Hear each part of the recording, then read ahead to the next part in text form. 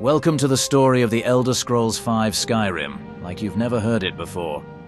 This story isn't told to you by the one Dragonborn that masters all, but told to you through the eyes of many different characters. From soldiers in the Civil War seeking peace and order, to seeking freedom and to remove the weakness from her lands.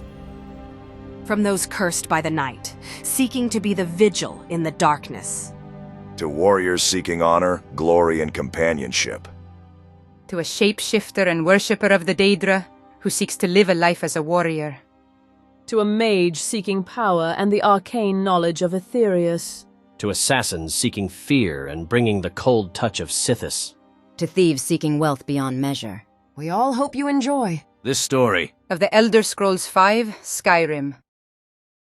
Episode 20, The Ashes of My Destiny.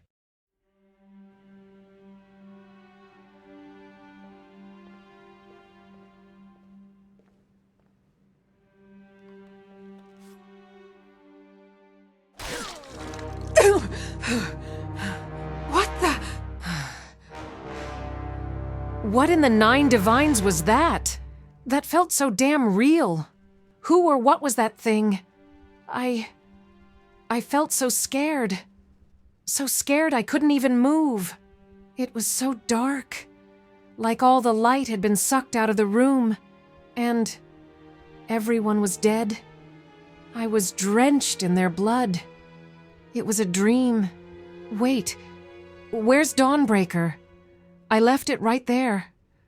What in the... Has someone stolen Dawnbreaker from me? Great. That's just what I need. Who? Or how? How did anybody get down here to steal Dawnbreaker? Wait, it could have been one of mine. No, I don't believe one of mine would steal from me. Especially Dawnbreaker. It might be worth a few chests of gold, but I doubt any of mine would take it. Not even Topha would touch it. Where in Oblivion is it? I've had that weapon since I went off to join the Dawn Guard. It saved me plenty of times, there, and even now, even here against those hordes of Draugr. It might be a Daedric artifact, but it still feels like a piece of me. I've grown to appreciate the blade. It's got perfect balance and weight, and when you open up a Draugr, it makes them explode, taking out any other undead around it. Come on, where are you, you bastard? Wait, maybe Vami can help me find it. She's a priestess of Meridia. She might be able to sense its power, the same way she found me. She wasn't in her bed when I woke, so I'd better go and see where she is. I can't leave Morthal without Dawnbreaker. What time is it? It still feels early. I'm still so tired. But after that nightmare, I doubt I'll sleep for a week. All right. Let's go and see what's going on. That storm is still raging. Looks like the others have already found some beds. I don't want to wake them. Lyris is up. I'll ask her first.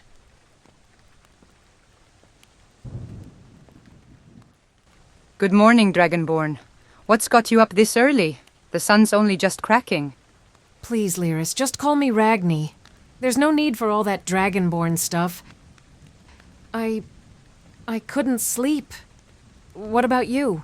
Looks like you can't sleep either. No, it's hard to sleep after yesterday. I lost an old friend in that fight. She was with Minerva and I when we escaped Sidna Mine. And it's hard to sleep in beds that don't really fit someone my size. Yes. Minerva mentioned her. I'm sorry, Lyris. There are so many of you who have lived alongside each other that sometimes I forget names, or even who is following me. I'm sorry. Her name was Vova, and it's all right, Ragni. Not only are you beautiful, but you're also compassionate. I would sleep on rocks for you, Ragni. Don't worry about it, okay? I'll manage, like I always have. Oh, thank you, I guess. You're quite beautiful yourself, Lyris.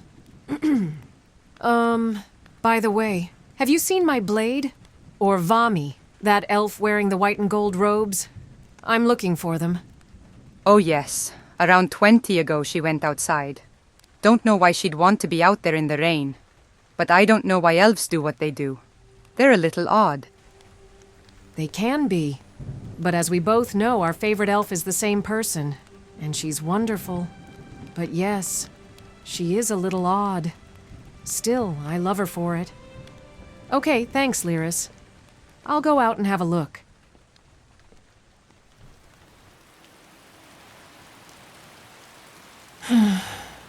Of course it's still raining. What did I expect? This is Hjalmarch, after all. It's either snowing, raining, or covered in a deep fog.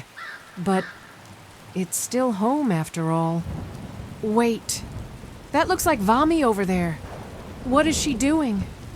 Oh, she's beside the fallen Daedra. I wonder how she's dealing with the death of her Daedra. I remember her telling me that her protector had been with her for centuries. I could remove this storm with the Thuum, but I'd wake everyone up. Wait, storm cloaks? What are they? Sigund. She's here, isn't she? Ugh, I really don't want to deal with her at all. She's hurt me and gotten me into trouble with Serana, but I'm going to have to speak with her, and she's going to have to listen. But first, I need to find out where Dawnbreaker is gone.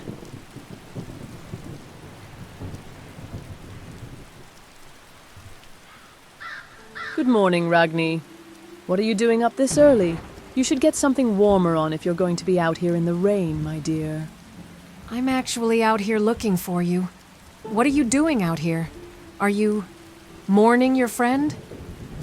Oh no, she wasn't my friend. She was my guardian. A few centuries of silence she was. I've already donated her body to Falion. I'm sure she's happier to be back in the colored rooms anyway. We were just discussing what we should do with these. Shouldn't we bury them? They died fighting here with us. I know they're Daedra and not really dead, but I feel I should bury them with honor. Ragni, they are Daedra, servants of the Mad Prince, no less. If you died, they'd simply walk off and let you rot. They don't care about burial honor. At least Falion here could make something useful out of their bodies. Better that than wasting your time burying Daedra. Yes, indeed. I could make many potions or wards out of their blood and flesh. To protect Morthal in the future, they are Daedra. So they won't rot, at least. No good letting them go to waste, especially when they could be used to protect Morthal. Well, it feels wrong. But I guess both of you know more about the Daedra than I do. And Cecilia tells me the same thing over and over. Okay then. If they can help you, I think you should move them before Stada or Dylora come around. Well, best of luck with all that. Now I must be on the move. I can gather why you've come to see me, Ragni. And it's about Dawnbreaker, yes? Well, I received a vision from my lady last night in my dreams. She wishes me to return to Mount Kilcreath. No doubt it has something to do with Dawnbreaker. When I find out what she wants, I will get back to you. Wait, Meridia knows Dawnbreaker's missing? What's happened to it? What did she tell you? This can't be good. Someone's stolen it, haven't they? Someone who'll use it for all the wrong reasons. I don't know. She only told me to return, and I was, before Falion asked me about Valanwe's body. Now I must get moving. The Lady of Light is not a patient prince. I'll let you know more when I know more. Farewell, Ragni. What's happened to Dawnbreaker?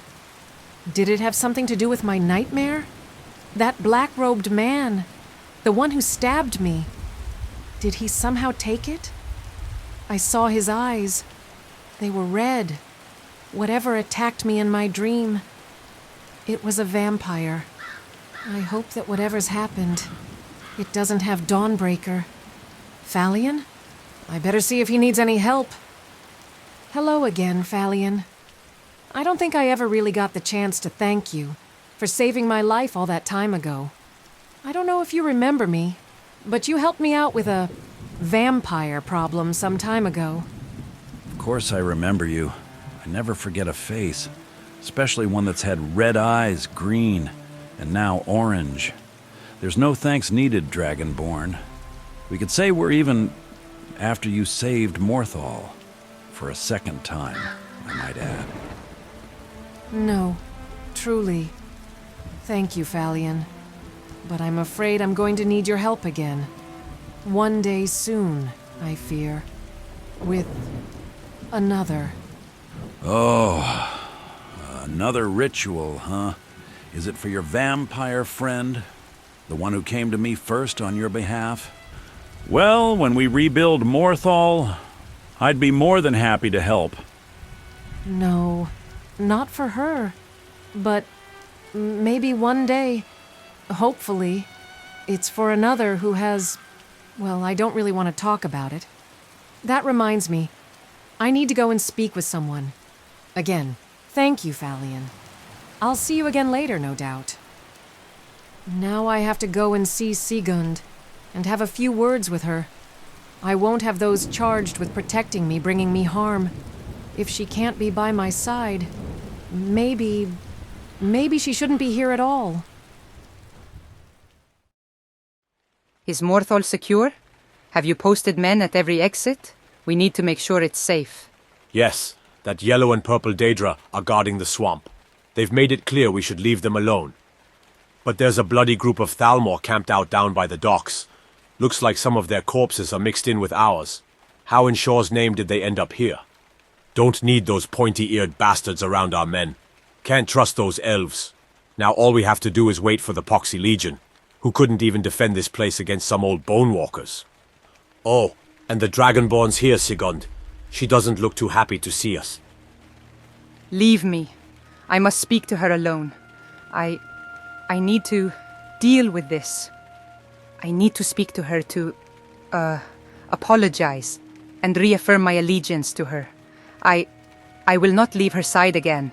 Not until I'm killed. Is that sadness or fear on her face? It doesn't matter. It's time to wake her up from this stupidity she's fallen into. I need to be firm. I can't afford to tolerate that sort of behavior, especially from the ones I love.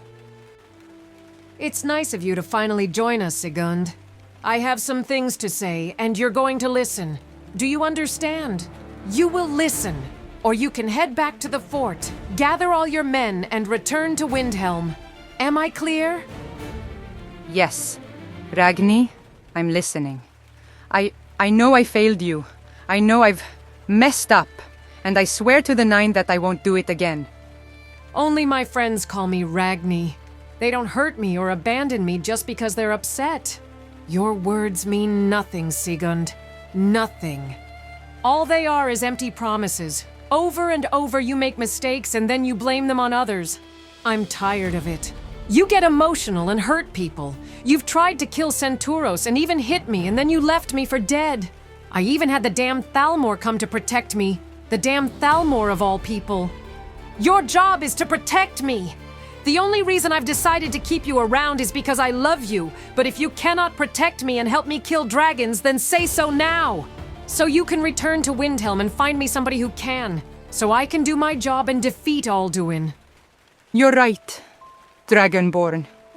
I've hurt the people I love most in this world. I swore to help you, to protect you, and to kill your enemies, and I failed you in that. But I will not fail you again. I swore to Senturos that I would stand by your side, and I will. I swear it by the Nine. I will not fail you again. I would rather die by your side than fail you again, Dragonborn. Give me one more chance, and I swear to you and to the Nine, I will never fail you again. My blade and my life are yours forever. We will see how much your words are worth, Sigund. I only give you this chance because of the love I have for you. But understand this, I always saw you as strong, and as a sister. But you have tarnished that trust, and you're going to have to earn it again. Rise. If you fail me again, you can tell Ulfric yourself. I swear it, Sigund. This will be your last chance. I know you were upset about Senturos, about the vampire thing, but all I wanted to do was keep him alive. Do you think I wanted him turned into the very thing that killed my family? To have the man I love turned into one of them? No. I did it for us. I know, Ragni. I just got blinded by grief. Ever since I lost Brianna, I've never been the same. Then I got her back again, and then I lost her again, straight away. It just felt like that with Senturos. I spent that night with him. It was magical, like I finally belonged. Then I was told right after that I'd lose him again. It just brought up all of my pain. But I know now. I love you, Ragni, and I don't want to lose you. I will do better. I swear it. You'll always be a little sister to me. I love you. Also, what's the story with the damn Thalmor? Cecilia told me they approached you, but you refused their offer. What are those bastards doing here? They saved us. They came running in when we were being slaughtered. I refused them because of you. But now, with your actions, they've been able to prove their intentions. If you want to prove your word to be true, then you can help me prepare our dead. I'll tell you more there. But before that, I must go and check in with Minerva and see how Freya is doing. Time to prove yourself, Sigurd. I've already spoken to Minerva. She's already given me a scolding. But I was more worried about Freya than I was about Minerva threatening to turn me into ash. I'm just glad she's alive. Lead the way, Ragni. Please, don't fail me again, Sigurd. For the love of the Nine, I beg that what you say is true. I need you back, by my side. Let's go and see how Freya and the others are doing, before we start dealing with our fallen. Some good news would be appreciated after Dawnbreaker's gone missing. Well, Sigurd apologizing. That was good news. But I couldn't deal with anything if we lost Freya. Life itself would never be the same without her. Without any of them. They are my family. And every waking moment I fear they'll die because of me. Everyone I love ends up dying. I can't think like this. Let's just go and see how Freya is. There's a part of me that hopes she's knocked out of this fight, so I don't have to worry about her being killed out there with me. But I shouldn't wish that. It wouldn't be the life Freya would want to live. Good morning, Minerva. I've just come to check in on Freya and the others. How are they all doing? They're all doing fine. I haven't woken Freya at all. Borka and Ronica are okay, apart from their broken bones. But all is well. How about you, my dear? Why are you up so early? I had a nightmare. Something strange. An assassin, maybe. He walked right up to me while I was sleeping in my bed. And he killed me. The cut felt so real. And when I woke from that, I found Dawnbreaker missing. What? How did that happen? It's been your blade since before I even met you, yes? Even back in your Dawnguard days? How did that happen, I wonder? It was... Dawnbreaker was my second blade after my father's. I carried it on my way to join the Dawnguard. It's helped me ever since. Against vampires and the Draugr. I feel like a piece of me is missing without it. But Vami received a vision from Marillia and is aware of its disappearance. She's going back to Marillia's shrine to find out what's happened to it. The Ayleid priestess. Yes, I think I know what is going on. It's not important to speculate until we know more. Isn't that wedding on today? The one you helped make happen, Ragni? Yes, it is. But I won't be able to make it. We have to bury our dead, and wait for the Empire to arrive with men so they can protect Morthal and help it rebuild. Such is my life. Nothing really good happens. And if it does, I either miss it, or something horrible follows. Probably best I stay away from that wedding, or doom will surely follow. What absolute nonsense. You, my dear, are the bringer of hope. When people see you, they feel safe, that tomorrow is going to be a better day. And because of you, those two are able to get married. It was you who brought this peace. You stopped a war that had been raging for years across Skyrim. If anybody needs a little hope, it might be you. and I think attending this wedding would do just that. I think you should attend. I agree with Minerva. You're the one who needs to stay in high spirits. Skyrim was just blood and death before you showed up. Now there's a sense of hope, and attending this wedding, I think, would be just the sort of thing you need, Ragni. I would love nothing more than to be there, but I can't just leave. I need to see our fallen laid to rest, and a dragon could show up. I can't. But you can. How about this? How about we deal with the fallen? After that, we head to Solitude so you can at least be there for this moment, and I will accompany you. I will be with you every step of the way, if you'll let me. Sigund is right. You need this, Ragni. So please, go to this wedding.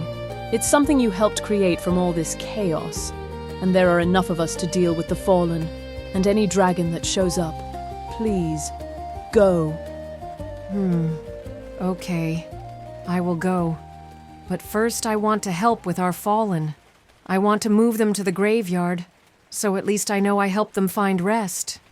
Then I will go. Good. That is good to hear. This will do you a world of good, no doubt. I'll wake Tonrak to help you. And Sigund. Remember to protect her, yes? Not bring her harm, or I'll leave a little scar on the side of your ass. One that'll be a lightning burn. I should probably be taking you with me. And don't let me stop you while we're walking out. Might help wake her up a little. And don't wake Tonrak up. Let him sleep. We'll just go and prepare the dead. After that, I'll head off. It would be nice to go to this wedding and to see about Senturos. I hope that Serana has saved him, and I need to talk to her so I can figure out what's happened, so we can sort this out. This is our first real fight, after all. I do want to see her. I miss her. Okay. Now it's time to say my goodbyes. To those I barely knew. To those brave enough to follow me into battle against dragons. I didn't know many of them, but they were my kin. I might be kin to the dragons, but these are my people. Every last one of them. Even if they were Thalmor, or Legion, or Stormcloaks, or someone who came from a distant land, or a peaceful home to help me, they gave everything up. For me, and for Skyrim. Why is the celebration of victory always met with the mourning of the fallen? Okay, let's do this.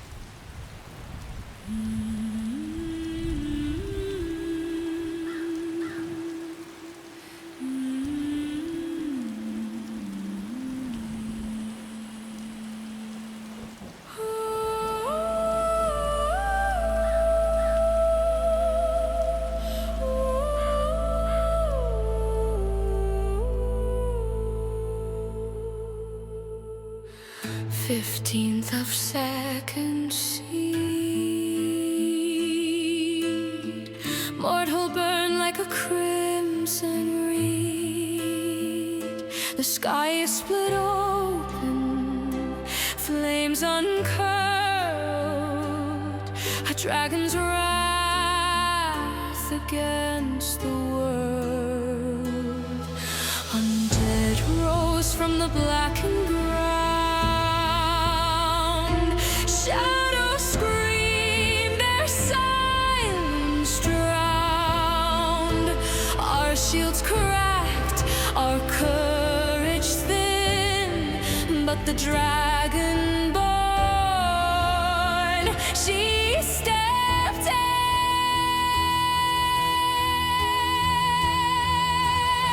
She roared, she soared, her voice the tide scared the beast, made it run, made it hide. The undead fell, the dragon fled, but too many brave were left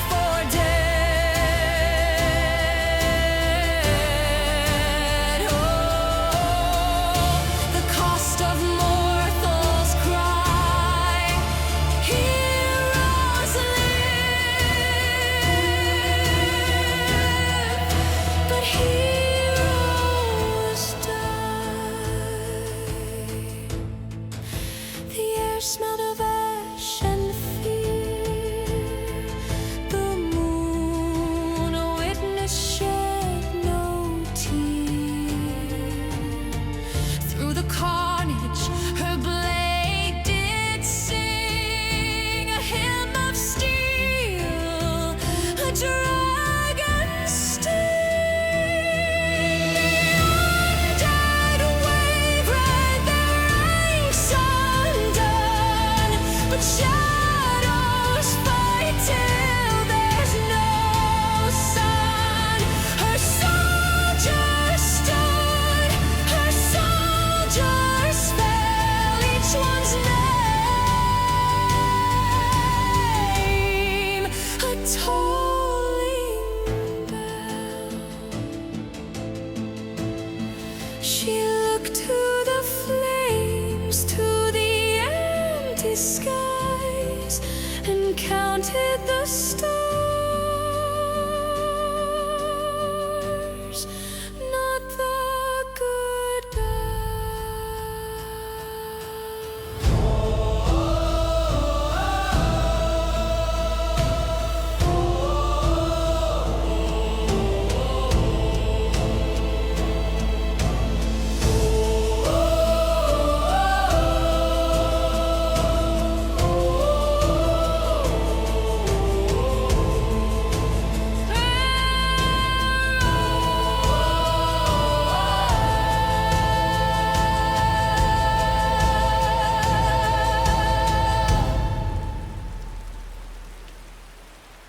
I am truly sorry. You gave everything you had. For me, for Skyrim, and for Tamriel. History will never forget your deeds, or your names. You all bled with me, and now I shall bleed for you. For every last one of you, I will continue to bleed, until I have none left to give. Thank you, and I'm sorry. I only wish this would be the last time I ever have to do this. Okay, I've said my goodbyes. Looks like an hour or two have passed. I'd better get moving, if I wish to make this wedding by midday.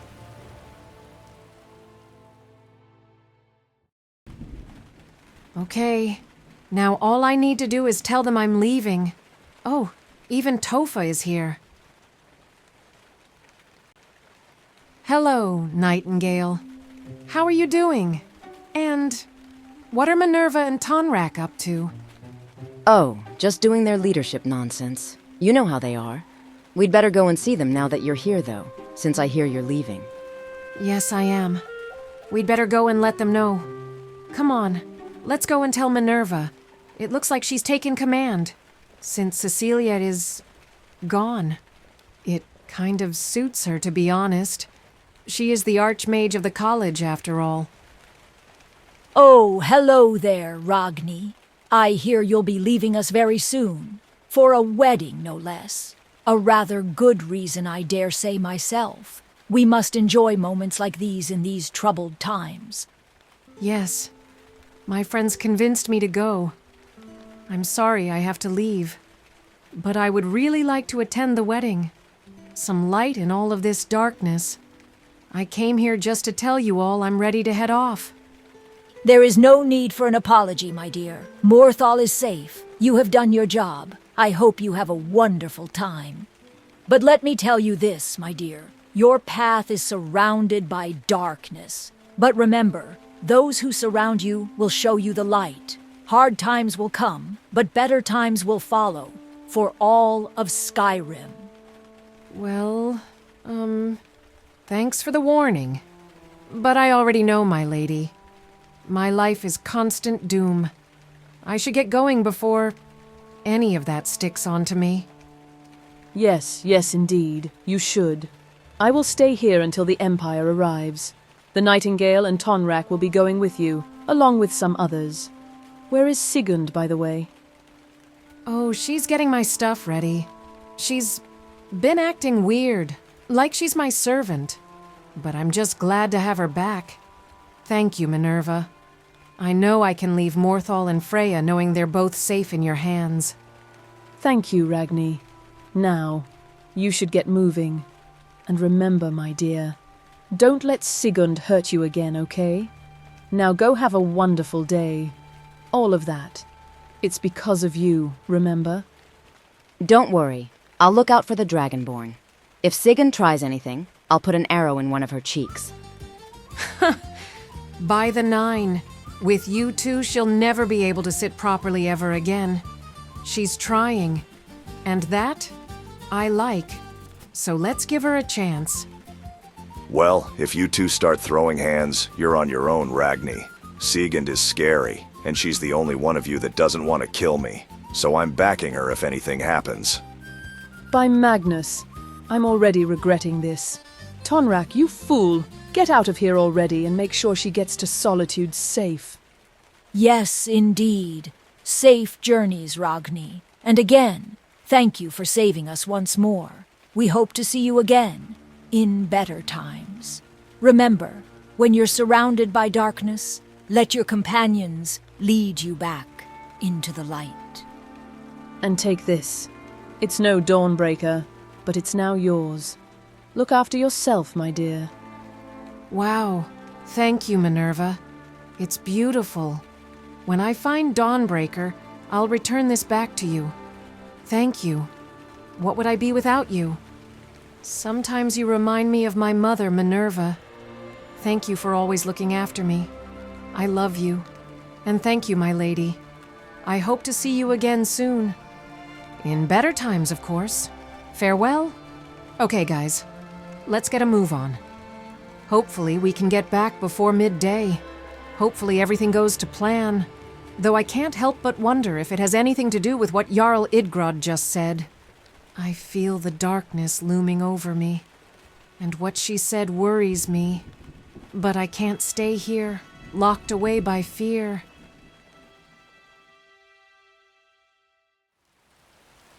My armor was on, and it was time to leave Morthal to attend the wedding of Vittoria Vici.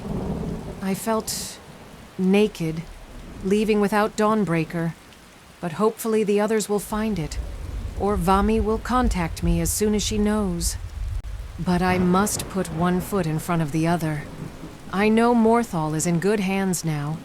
Now I can head back to Solitude, celebrate with these two lovers, and see Serana, and find out what's going on with Senturos. Finally, there's something to be excited for. A wedding. Two people who found love from different sides of the war. Tonight will be such a joyous day. I haven't had this feeling since there was a chance of peace in Skyrim, or even the burning of King Olaf's festival. Those moments feel like forever ago.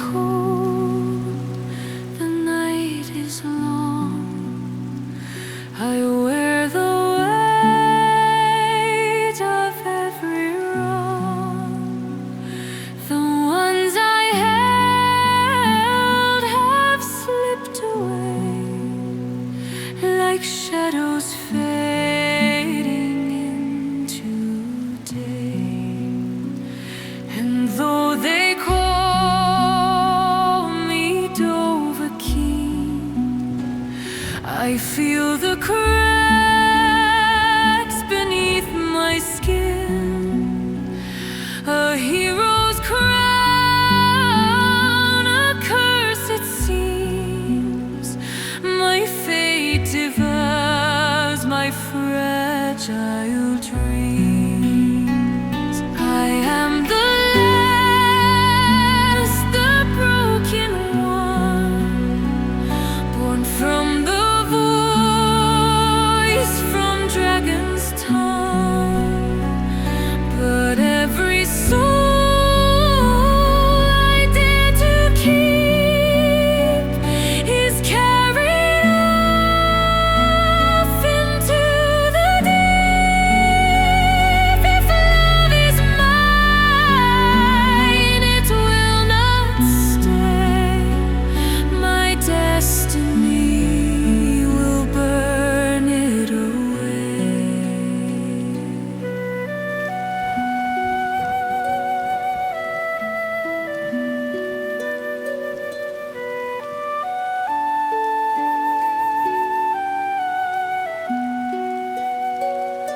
see their faces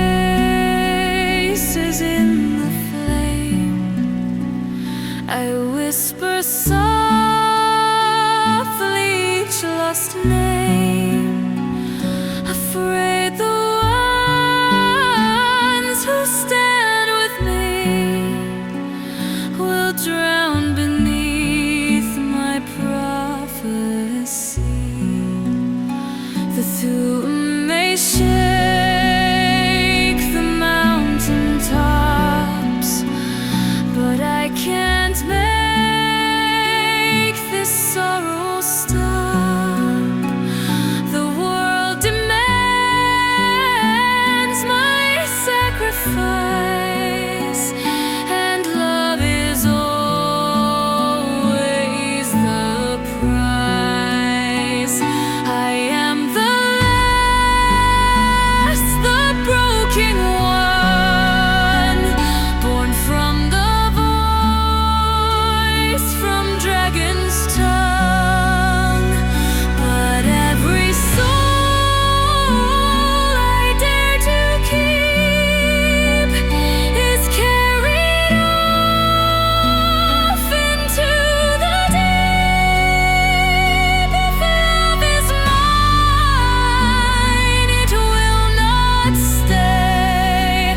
My destiny will burn it away. If there's a dawn beyond this fight, let them survive to see the light. Take me instead, just let them live. It's all I ask, all I can give. I am the last, yet still I stand alone against the dying land. The ones I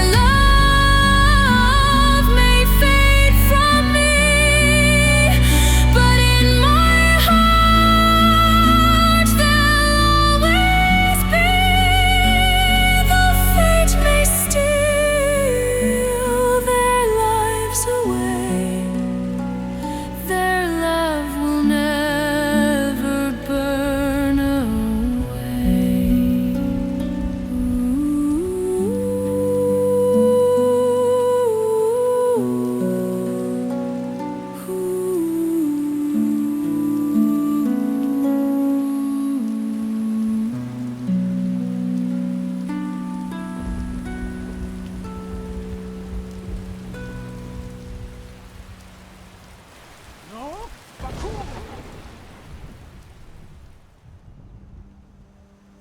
That's better.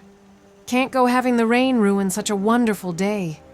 Now that we're here, I feel better. Now I need to see who's going to stay to help me get out of this armor and get ready for the wedding. I haven't put makeup on since that Thalmor party. And you're only doing that now? Come on, Ragni. Would have been nice not to walk all the way up Hafingar in the rain. Oh, look at that. The big companion is scared of a little water.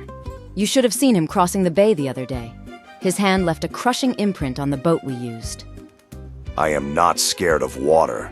If we went overboard, you're not the one sinking to the bottom. Not all of us are Nords. It's cold, and when it's also wet, it's miserable. What's to say I'm a Nord? I could be a 400-foot-tall purple spider bear, with pink horns and silver wings. What is a purple cave bear? Never mind. You're a Nord. You're about as tall as one of them. That's a dead giveaway. Well, I could very well be a very tall Breton. Or a short high elf. Look at Lyris. She's a Nord, and she's about as tall as a Daedra. Hey, how did I end up in this? Leave me out of it. Enough of this. We're here now. I need to go and see the general to make sure there are troops heading back to Morthal. The rest of us either need to stay with the Dragonborn or head back to Morthal. Karsten is right. We need people to head back to Morthal until the Empire arrives with new men to protect Hjalmarch. The rest of you can either choose to stay here and protect Ragni, or head back to the fort for some rest.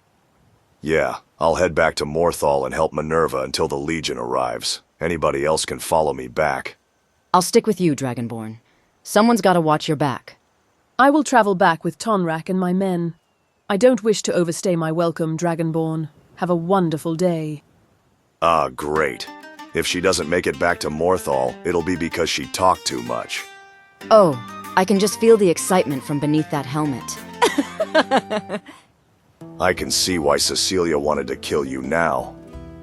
Well, I'm glad she's going with you. I don't want a damn Thalmor around. And if she does happen to disappear off the roads, free drinks are on me, Tonrak. Oh, Sigund, I can see why he likes you. This day just got better, and that's an offer I just can't refuse. Yes, you can. You're both going to arrive safely. Both of you. And Sigund is just going to have to get over it, just like she did with the Empire. As for you, Valeria, thank you for coming to our aid, truly. You've shown that your words carried some truth. When you return, I'll write you some letters and see what I can do about having you join us out there. Again, thank you. And tell your men that I appreciate everything they've done, and that I'm sorry for the ones we lost. Know that they won't be forgotten.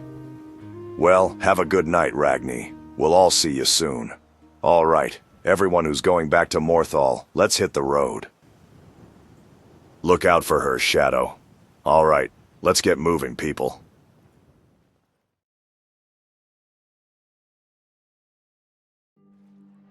Okay, here we are. Looks like I still have an hour or two before this starts. I need to get ready. But wait, I don't really have anything to wear for such an occasion. Serana was the one who got the dresses ready. I need to see if she's here before anything else. What are we doing, Ragni? We need to get you out of that armor and get you ready for the wedding. Come on, let's get a move on.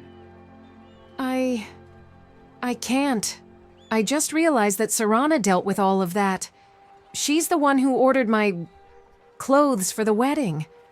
And, well, I think she's a little busy right now, if you know what I mean. Oh, yes. Yes. I know what you mean. I really hope all is going well. Well, they might be in your room, delivered while you were gone. I hope so too, Sigund. I hope so too. Well, I can go have a look. Serana ordered them from that clothing store over there. Radiant Raiment. Well, okay. I'll go have a look at Radiant Raiment, see if your clothing is there. Nightingale, could you please go and help Ragni with her armor? I'll be up there soon to help. Can do. I know how to get people out of it, but never how to get myself into it. Anyway, let's get you ready, Dragonborn. Let's make you look beautiful and all. I'll leave you to it, Dragonborn. I'm off to Castle Dower. If we don't meet again today, I'll be heading back to Morthal with more men. Have a wonderful night. Thank you, Karsten. For everything. For Morthal. And for fighting beside me. And please, call me Ragni. It's what my friends call me after all. Hopefully you can get more men to Morthal. Farewell, Karsten. He's a good man. He reminds me a lot of my father. He even looks like him in a way. And he gets along with Sigund. Well, they have history, so that helps. I think he'll do fine with us. What in the... This place? It feels so cold. Unnaturally so.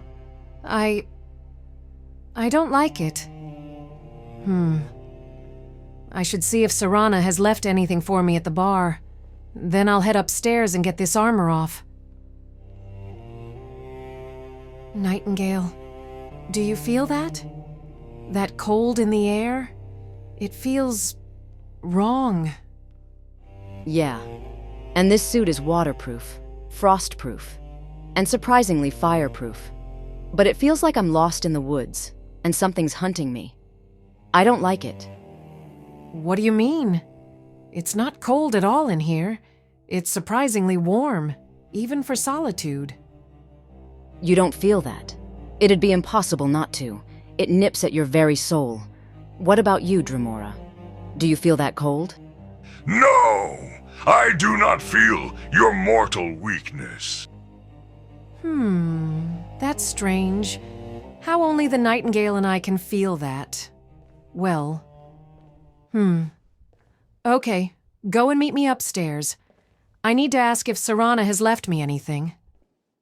I'll see you upstairs in 5 minutes or so. Okay. I can already tell Serana isn't here. So if she's with Senturos, she would have left me a note or something, telling me where she is. If you need a good rumor or two, I think I can oblige. Hello there. I was just wondering if Serana, the woman staying with me in the loft, came by and left anything for me. She would have arrived last night ahead of me. Did she leave any letters? Oh, yes. She did leave word for you, Dragonborn. She said that if she wasn't here when you arrived, she'd be at Senturos' house, but most likely helping him in the temple. Though I don't know how, since there's a wedding there today. A big one, too. Okay, thanks for that. Speaking of which, I need to go and get ready for that wedding. Well. You... What do we have here? I could scarce believe my eyes when the most radiant woman in all Skyrim graced this humble inn. Tell me, my lady, might I tempt you with a drink? And perhaps the chance to steal a moment of your company? Thank you? A moment of my time? I can't. I'm sorry. I've got something I really need to get ready for. Sorry. And, who are you exactly? Oh, my apologies, my lady. How rude of me. I am Aurelius Tharn. When I first heard of the Dragonborn of Skyrim, I did not believe the stories. But now that I stand before you, I see every tale of your beauty was true. And I would be a fool not to try my luck with such a beautiful woman. Oh, well, thank you. But I'm already seeing someone. And, well, she's what you are, but older. So, for the sake of both our lives, I don't think it would be wise for you to try any further. And, like I said, I need to get ready. I have a wedding to attend. Oh, you're here for that as well. Very nice. It shall be a joyous occasion, one to be remembered for some time to come. Well, I've shot my shot, and I'd best let you prepare, my lady. Farewell, and I'll see you tonight, at the celebrations. Well, okay. I might see you around tonight. I hope you enjoy your time in solitude for this wondrous occasion. There was something off about him, and I don't think it was the fangs. I've hunted vampires. I know one when I see one, but I also know better than to see them all as monsters. Maybe he's just an old friend of Victoria's family. Still, I swear I've seen the Tharn name before in books at the college. I'm pretty sure it's an old one. Anyway, time to go and get ready for this wedding. Only got around an hour left, if that.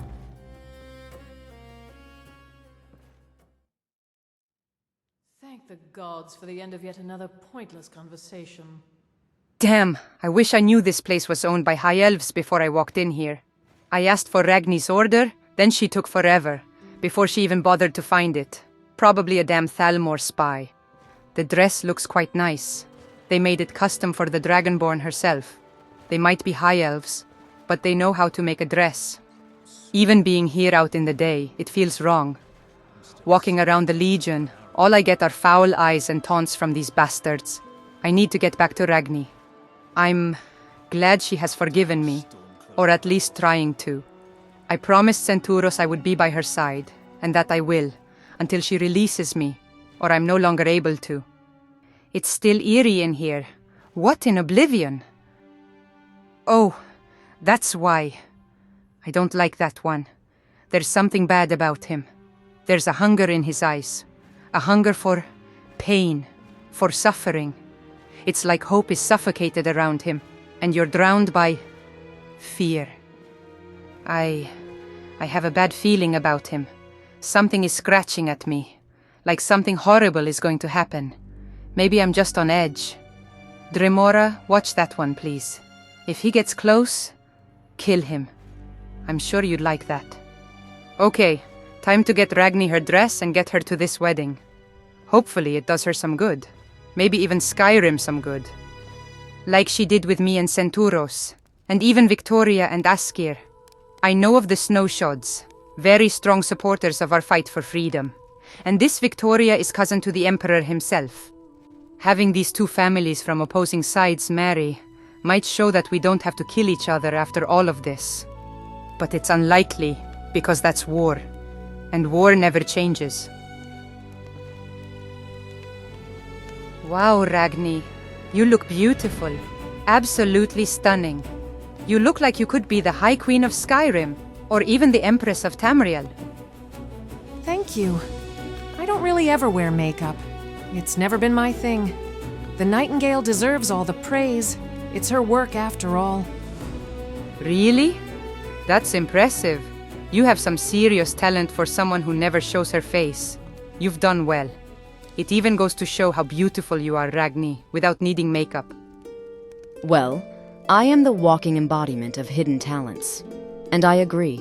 The Dragonborn is quite beautiful without it. Did you end up getting her clothes? Oh yes, yes I did. I'll leave them on the bed for you, Ragni. Then we'll wait downstairs for you. Could you stay? I need help with the back, please. I don't really wear dresses either. They have so many ribbons you have to tie at the back. Oh, I think maybe the Nightingale might be better at that than me. I don't really wear fancy dresses either, Ragni. I'm a soldier. She might be of more help. But I want you. Please, there's much we have to talk about. Like Senturos. Okay, Ragni, let's get you ready. And we can talk about Senturos. There are things I want to tell you about all of this. Thank you, Nightingale, for the help. But we're going to need some privacy. Make sure nobody comes up to disturb us, please.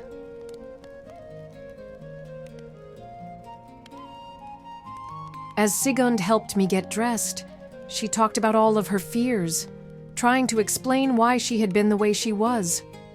With her sister dying, then being brought back the way she was, only to lose her again, because she followed me. Then falling in love with a man she considered her enemy to her very way of life. Then the fear of losing him too, to death, or to something far worse.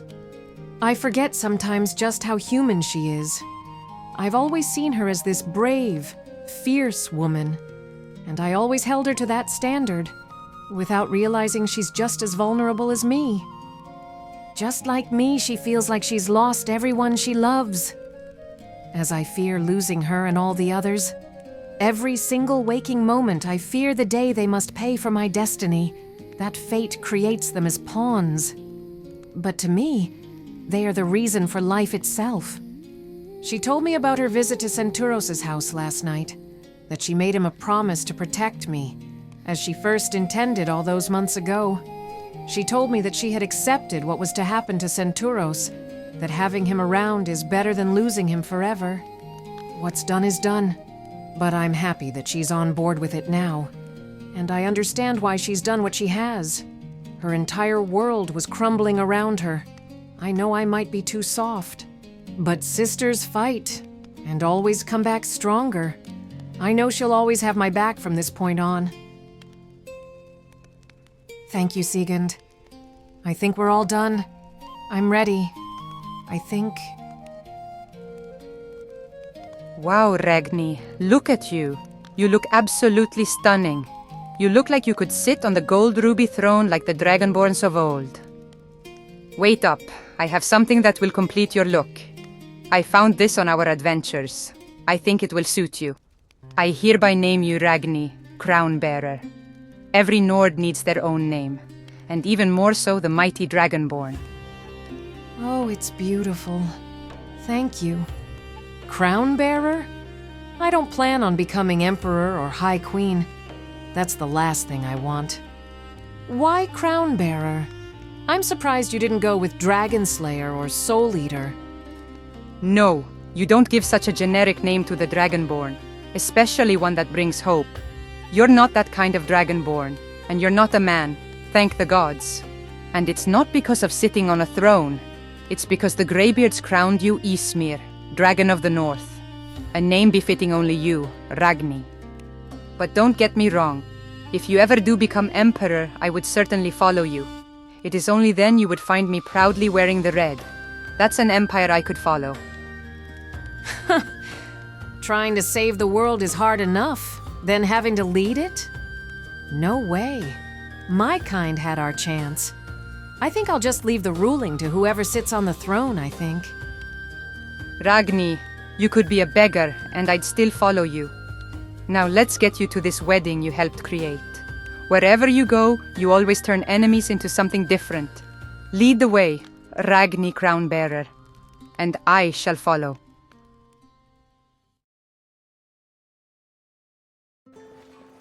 It was such a beautiful day. I haven't felt this good in a long time.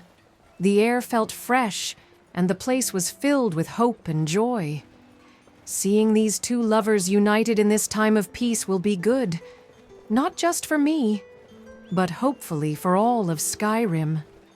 Hopefully it reminds the people torn apart by this war that we don't have to hate and kill each other anymore, that peace and love can be found instead of war and death. Father used to say, "Nobody wins in war. You either lose your life or who you once were. That all it takes is a little love to see again. It's so easy to fall into hate. But at the end of the day, I think love will always triumph." Need something? Yes. I'm here for the wedding. I'm a little late, I know, but I was invited by Vittoria herself. I'm Ragni, the Dragonborn. Oh yes, of course. Welcome, my lady. We have been expecting you. You don't need the invitation with those eyes. The wedding is only just starting, but since you're the Dragonborn herself, I can let you in. However, only you and a guest have been invited. There's obviously a strict formal requirement that none of your friends seem to be wearing, so I can't let any of them in. And there's no way I'm letting that Daedra into the temple, or your shadowy friend, or an enemy of the Empire. The woman I was bringing with me today is busy. She can't make it to the wedding. I want Sigund to be my new guest. She might be an enemy to the Empire, but she is a sister to me. I choose her to come with me. I cannot, my lady. Your friend is an enemy of the Empire. She actively fights against Imperial rule. She is not allowed. I'm sorry. If your Emperor wasn't such a coward, I wouldn't need to be fighting his armies, you damn fool. And the Bloody Groom is a snowshod. Active supporters of Skyrim's fight for freedom against your Empire. Their daughter was killed on the field of battle, fighting your kind. Please, I choose Sigund as my guest. I won't enter without her. I'm sure Vittoria wouldn't be too pleased to find I didn't come, because you refused to let my friend in. Give me the command, and I shall tear the flesh from his bones. Then we won't have to worry about who can enter or leave. Fine, fine. You can enter with the Stormcloak, but I'm going to need all of her weapons and to search her. Only the Penitus Oculatus and the Legionnaires are allowed weapons during the ceremony. If you even lay a finger on me, I'll take all of them off of you. Or I'll let our big red friend do it. No, you will not. You will let him search you. We will do as he asks. Fine, but if my gear goes missing, so will he. Okay, good. I have something I wish to do. This bloodthirsty creature and I will stick around. Have a good time, Dragonborn. Look out for her, Sigund. And don't accidentally punch her while you're in there. I like you, Daedra. Do me a favor and kick her ass while we're in there. There shall be no blood spilled on this night. The ceremony is about to start. Take your guest and get inside before I change my mind. Oh yes, of course. Thank you, truly. Sigund, give him your gear. I'll find us a seat when he's done. Be nice, please. I'll see you inside.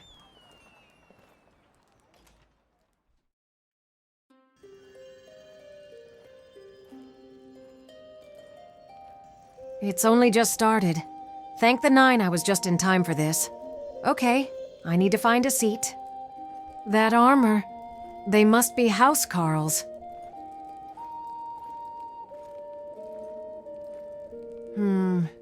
Here will do. Ah, this is beautiful. It's good to be in this place to celebrate something, not to fear. When this is all done, I'm going downstairs to find out about Senturos. Sigund finally joined me after being thoroughly searched, as she put it. She wasn't too happy about it. I did remind her she didn't carry on about another certain Imperial's full-body search that she more than willingly allowed. She grunted at me with a massive eye roll. All the teasing aside, I was just so happy to be here. You could feel the power of their love surrounding the room. Victoria looked like she was so happy and safe. Like this was her moment.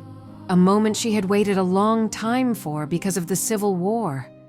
Now was their moment to show each other, and Skyrim, that even in the bloodiest of times, there is still hope and light to be found in all the darkness. Now, I wasn't too knowledgeable on all of Skyrim's leaders and powerful families. I was told by Senturos that Victoria was the cousin to the Emperor, but I didn't know much about the groom. Thankfully, Sigund knew about his family. They are a respectful family in the Rift, called the Snowshods. They are strong supporters of Skyrim's fight for freedom, even more so after I'm told they lost their daughter in the war against the Empire. The head of the family is the groom's father, a man named Volwulf Snowshod. I'm told he's very vocal about his hatred for the Empire and for the Imperials, which is going to make it awkward when his grandchildren are Imperials, related to the Emperor himself. Sigund told me that he's become something of a drunk since he lost his only daughter on the battlefield. She told me the girl was a battle maiden, but she was killed by the Imperials early in the fighting. I understand that all too well. Fathers just aren't the same when they lose their daughters.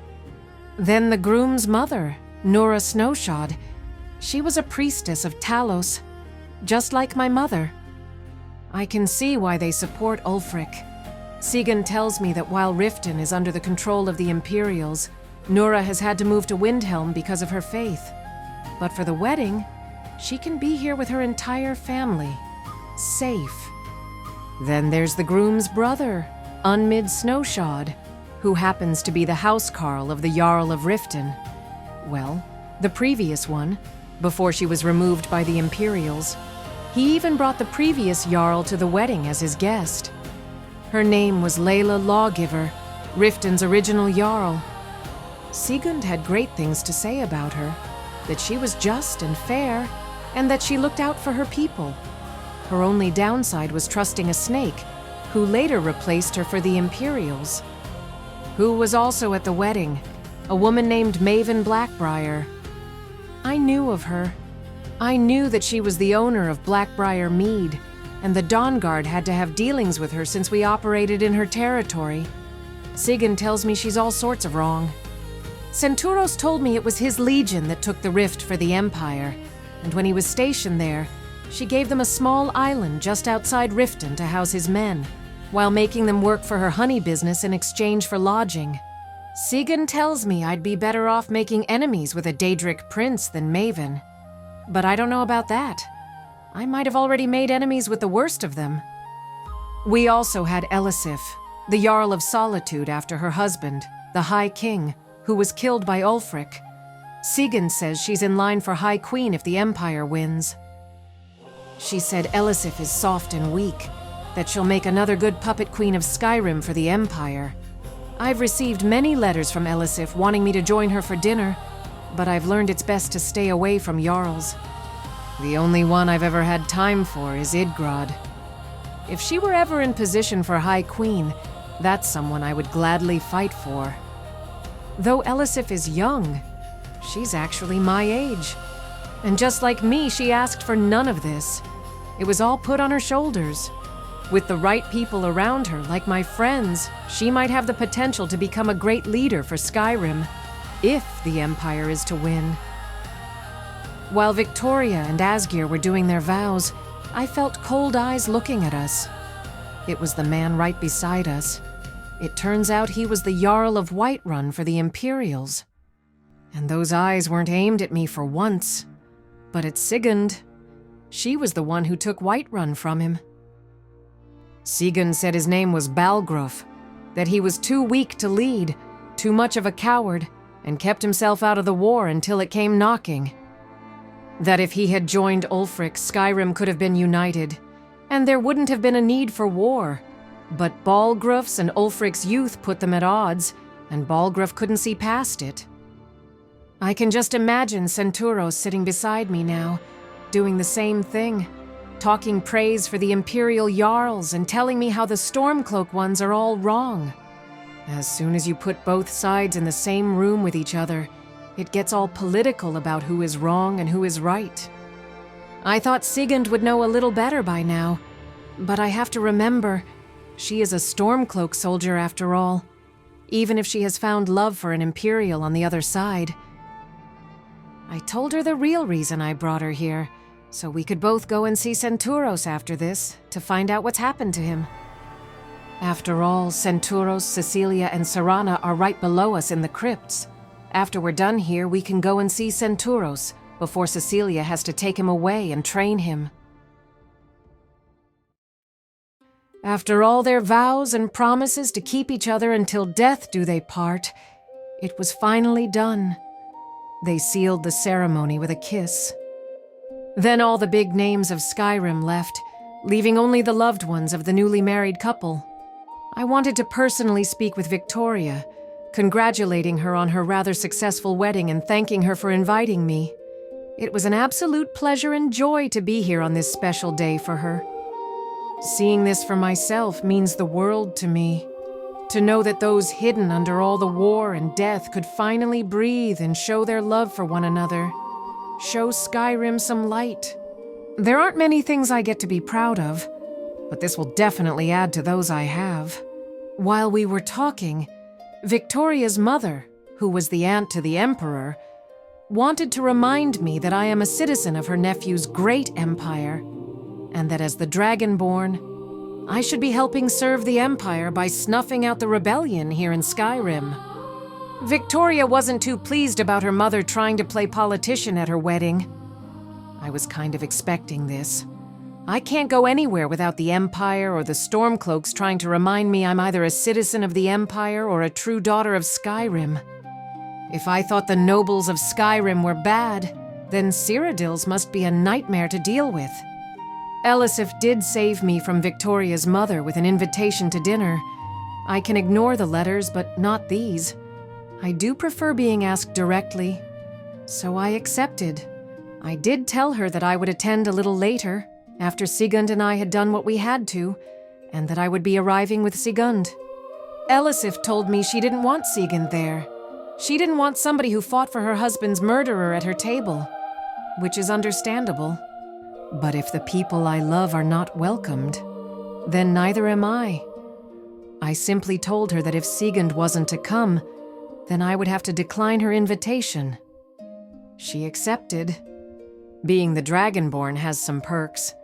It does feel kind of nice having the last say when it comes to talking with Jarls. When Elisif and Victoria's mother were leaving, I went to see the groom's side of the family, and Victoria jumped right into his arms. She felt more comfortable around her husband's family than she did her own mother. All the groom's mother was talking about was wanting grandchildren, and plenty of them.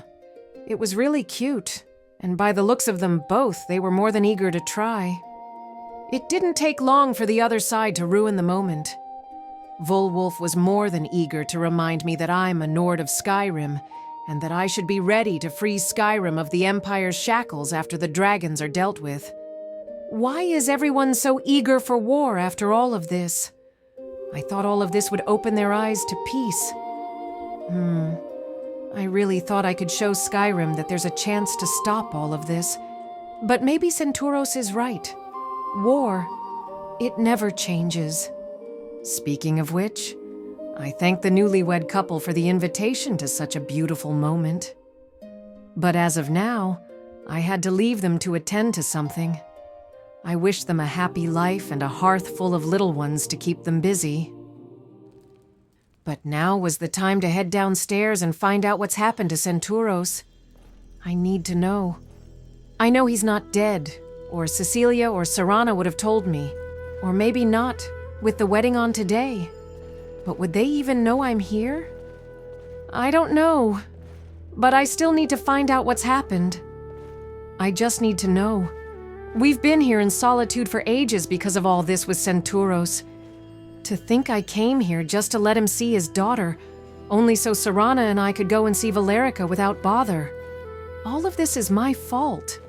If it wasn't for me, Senturos wouldn't need to become a vampire. No matter what I do, no matter the lives I save, the ones I love will always end up paying the price for it.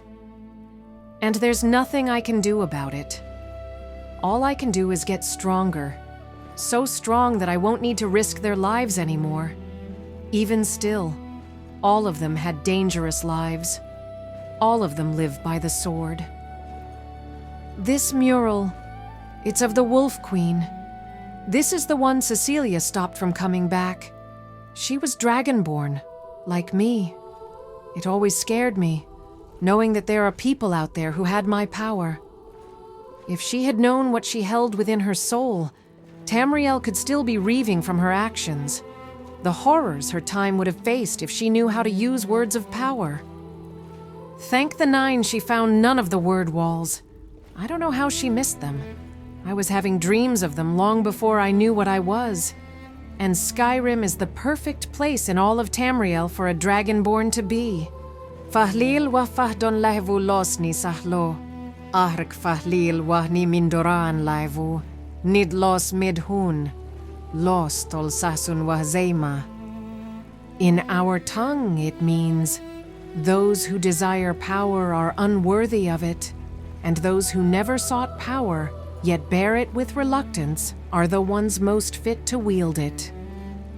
It's what the Greybeards were saying while they were talking about me. But I think they forgot that I am also of the dragons, that I know their language.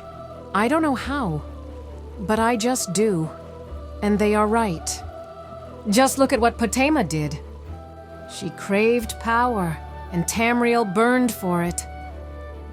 Oh, Serana, is she waiting for me? How did she know I was coming?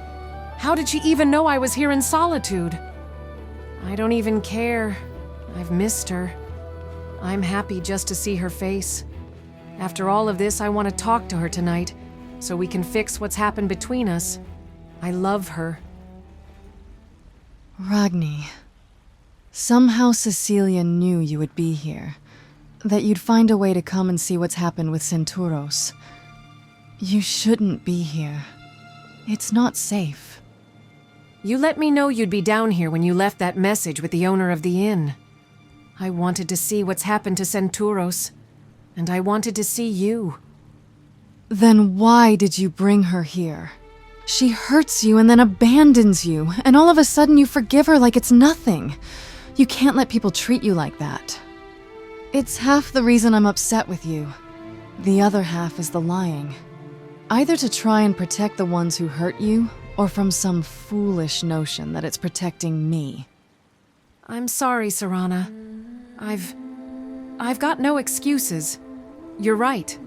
I broke our trust, and I shouldn't have, because there's nobody I trust more than you.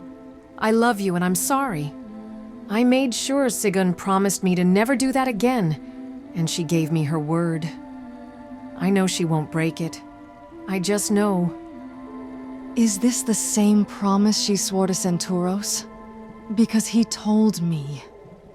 I know you were here last night with him. I even saw you riding back to the fort. You better hope, for his sake, your word is true. 'Cause let me say this, and this will be my word to you. If you ever lay a finger on her again, I will crush both of your hands. You'll never be able to bring harm to anybody ever again, nor be able to hold your shield in defense of yourself. Do I make myself clear, Sigund? This will be your only warning. I went out of my way to protect the one you love. Never again will you strike her. Promise me that you will never hurt her. That, in fact, if her life is in danger, you will give yours for hers. Give me your word. Now. I promise you, Serana. You are right to be angry with me. And thank you for helping him. I promise I will give my life for hers. I swear it under the 9. How's Senturos? How is he? Is he, Yes. He's now one of us. I turned him last night. We're waiting for the sun to go down so we can help him through his first night as a night walker. It's not safe for either of you to go past this point. He can probably smell you from here. We'll be taking him out as soon as the sun's down to begin his training. He won't have nearly enough time, but it will have to do. You saved him. Thank you, Serana. This means everything to me, truly. I love you so much. You said you were heading out tonight? I was hoping we could talk tonight. Just me and you. And I'll listen to whatever you have to say. I don't want to lose you. Ragni, you're not going to lose me. I appreciate you telling me you're sorry. I love you. Nothing will change that. But I need to see to Senturos. At least for a few nights. He's my responsibility, like you were when I turned you. We will definitely have that chat, my sweet. I promise. Okay. I'll miss you while you're gone. Please tell Senturos I love him, and that I'm glad he's not sick anymore. Please look out for him, Serana. He's really going to need it with what's to come. And tell him I'm sorry for everything. Please, Serana. Look out for him. And tell him I love him. I'll pass on the messages. It should give him some strength for the trials to come. I'll look after yours, if you look after mine, Sigund. Deal. I won't leave her side unless she commands me to. Oh, by the way, how was the wedding? I see you're wearing the dress I ordered for you. It looks even more beautiful on you than I imagined, my sweet. Oh, thank you. It's a very nice dress. It's perfect. Your taste in everything is always so perfect, my love. It was magical. It was perfect. I wish you could have been there, seeing both Victoria and Asgeir. They were head over heels in love with each other, just like we are. Well, I should get going. Jarl Elisif invited me to the Blue Palace for a dinner party while I was there, so I better not disappoint. I'll tell you all about the wedding when you get back, though. Damn it. Another thing I have to miss out on. Oh well. Senturos is more important to all of us, after all. But I just need one thing from you. My sweet, come here.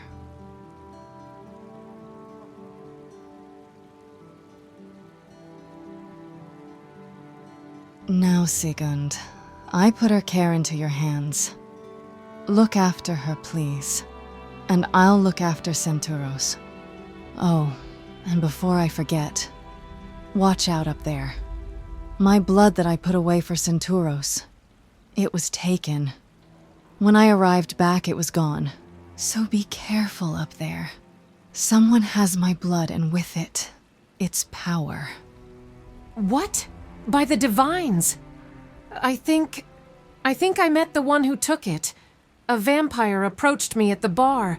He was trying to buy me some drinks. I think he took your blood. I think I know the one you're talking about. There was something about him that made my soul freeze. We need to alert Solitude, and watch out, with darkness approaching. This is all my fault. Okay, we better get moving. Tell Senturos I'm waiting for him, all right? Look after yourself, Serana. I'll see you when you get back. Okay. Let's get to the Blue Palace and warn the guard of this vampire. Look after her, Sigund. Remember what I said. I too am a woman of my word. I will, Serana. Look after Senturos, and thank you for giving me a chance. Now come on, Ragni. Let's get you to the Blue Palace.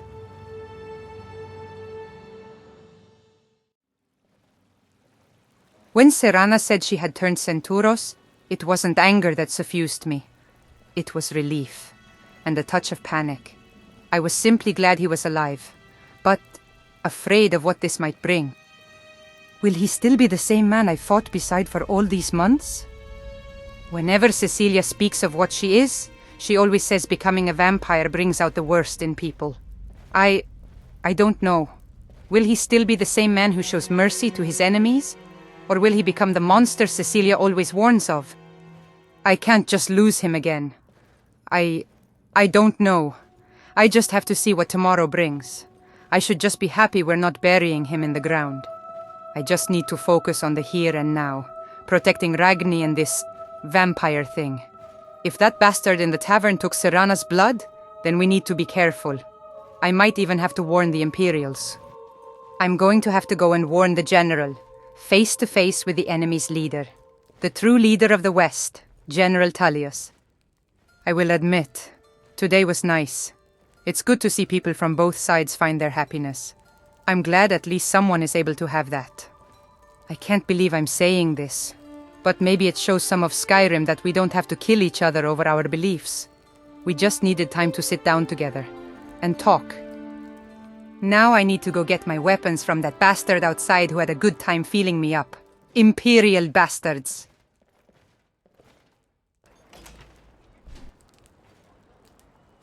Now, where are my weapons, you slimy bastard? You better not have lost them, or I'll... If you used your eyes, Rebel, you'd see they're right where I left them before you went in. It's a wonder the Legion hasn't dealt with your lot yet. You're blind. You're lucky you're not facing the Penitus Oculatus, or this war would have been dealt with already. Oh, really? At least the Legion is out fighting while you fancy-named bastards play dress-up and protect the Emperor. Must be exhausting. Bet that blade's never seen the light of day. Want to try me? Think you have what it takes? No, Sigund. This is a joyous day. Let's keep it that way. He was only doing his duty. I'm sorry about that. She can be a little brash. Thank you. Today was lovely. But we must be going. The Jarl has requested my presence, and I can't very well ignore that while I live in her city. Get your gear, Sigund. Let's get going. Fine. No point wasting words on these polished toy soldiers anyway. They're all bark and no bite after all. All right, Ragni. Let's get you to the Blue Palace.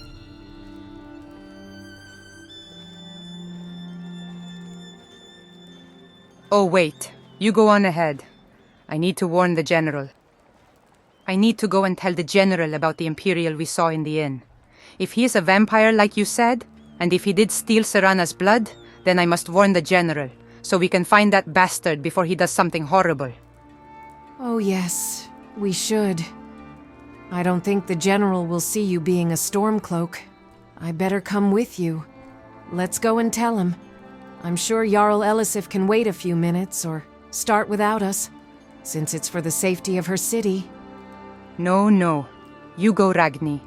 Go and enjoy yourself. I'll be fine. The General will listen if he believes there to be a threat here. Even more so if it comes from a rebel. Here, take my blade. This way I know you'll be safe. They won't let me into Castle Dour with it anyway. And it's not up for debate. My blade is yours, and yes, I'll be okay. Now get a move on. I'll see you there soon. Are you sure, Sigund? This is Solitude, and you're a Stormcloak. There could be someone out here who'll want to hurt you if you're not with me. You can't go walking around here alone. I'll be all right. Talos gave me 2 hands, and Gran gave me this shield. I've killed more than enough of my enemies with my shield alone. Get a move on. I'll see you soon. Well, I'd better go and do this. Everyone's going to think I'm a traitor when they hear about it. But the last thing we need is a rogue vampire with Serana's power. I'm glad we have Serana. I've been cruel to her, but she truly is a blessing. To Ragni, to the team, to every vampire who wants to do better. Even to me. She helped me see Senturos. She didn't kill me every time I opened my mouth toward her. And even after hurting Ragni, she forgave me and helped save the one I love. So I will do my absolute best to protect the one she loves. And truth be told, I love Ragni. She's like a little sister to me. I lost one already. I can't bear to lose another. I'll do whatever I have to look out for her. Even walk into the damned Imperial headquarters. The spies will see this for sure. They'll think I'm turning traitor.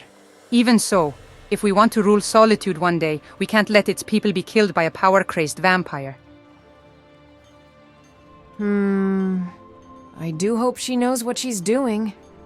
The Empire can't be trusted around her, but I doubt they'd be foolish enough to try anything now. Not after what I told General Tullius. She'll be okay, Ragni. Let's just get moving to the Blue Palace. Strange. I've been here for weeks and I've never seen the place.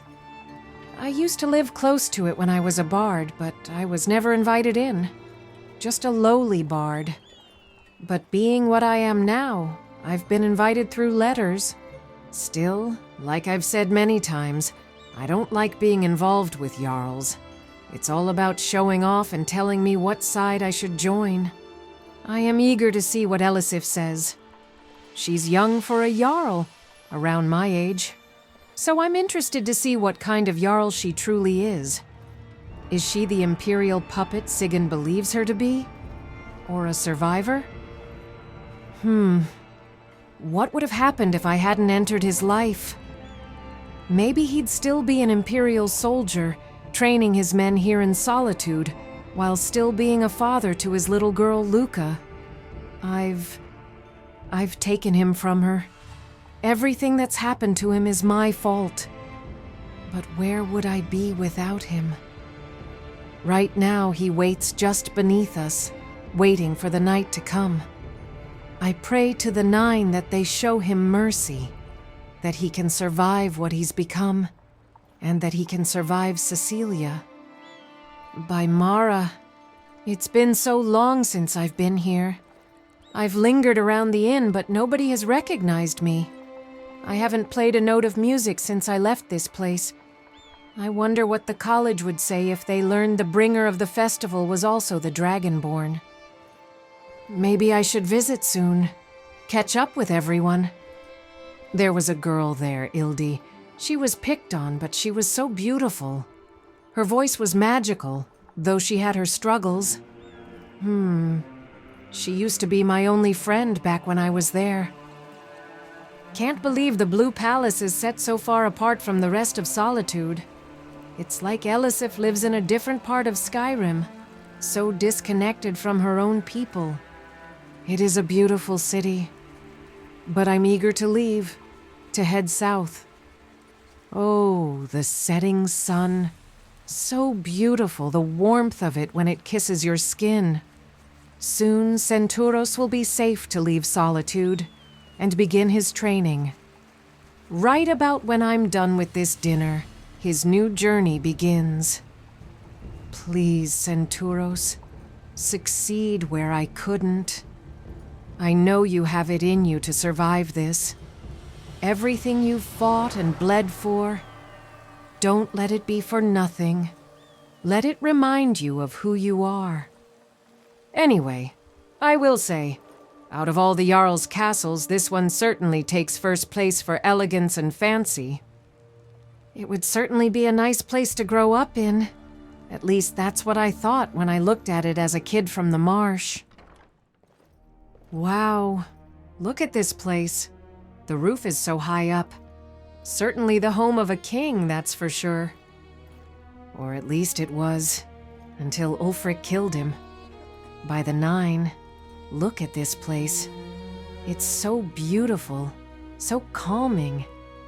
Lisra and I always played games about how the Blue Palace might look. We both imagined it adorned with gold and jewels. That's Jordis, Senturos' housecarl. I was wondering where she'd gone. Hello, my lady. It's good to see you again. When I heard about your dinner party, I rushed here as soon as I could. I was wondering where you had gone to. Lydia and Iona followed me into Hjalmarch, but I never saw you. I take it you've heard about what happened to Iona. I heard, yes. Iona was a little rough for a housecarl, but when I joined with Senturos in the war, she helped me. She trained me. She looked out for me. I will miss her.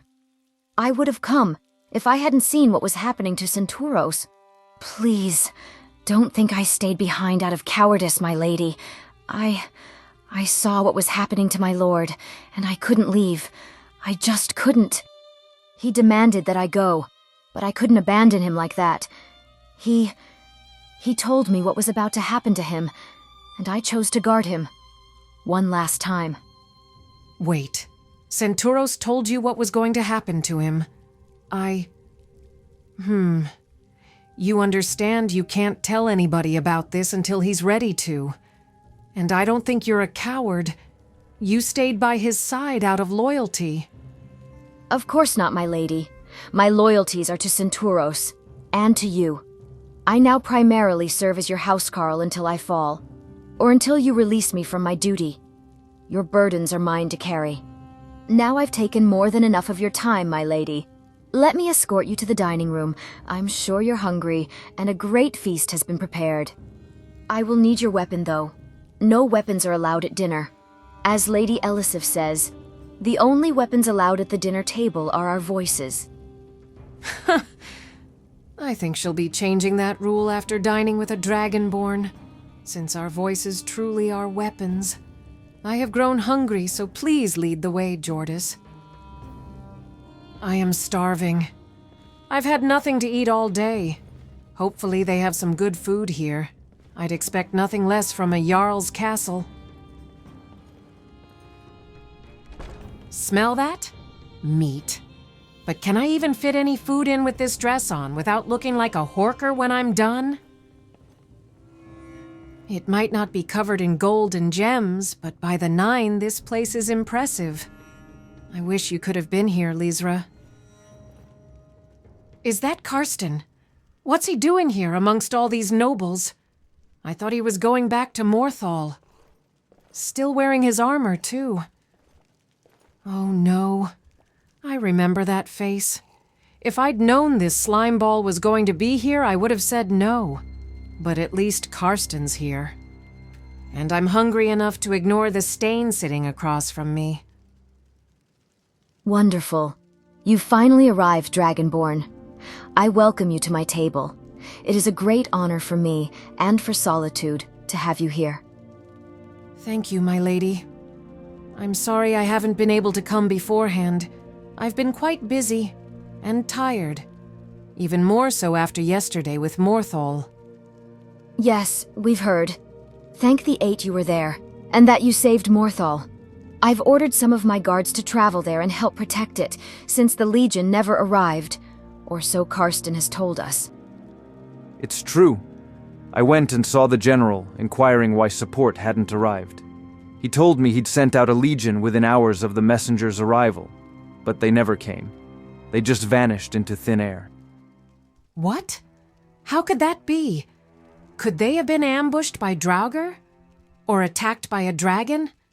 Hidden by the storm? Is the general sending more troops to look after Morthal? We've had this with those corpses in the rift. They kill my men and drag them off into the woods, and then we're fighting their rotten corpses later. We could use you in the rift, Dragonborn. We've got a few dragons calling the place home, and plenty of their corpses to follow, and more than enough of these snowy, cold summer nights. Yes. I'm sorry, my lady. I've been here in Solitude for too long.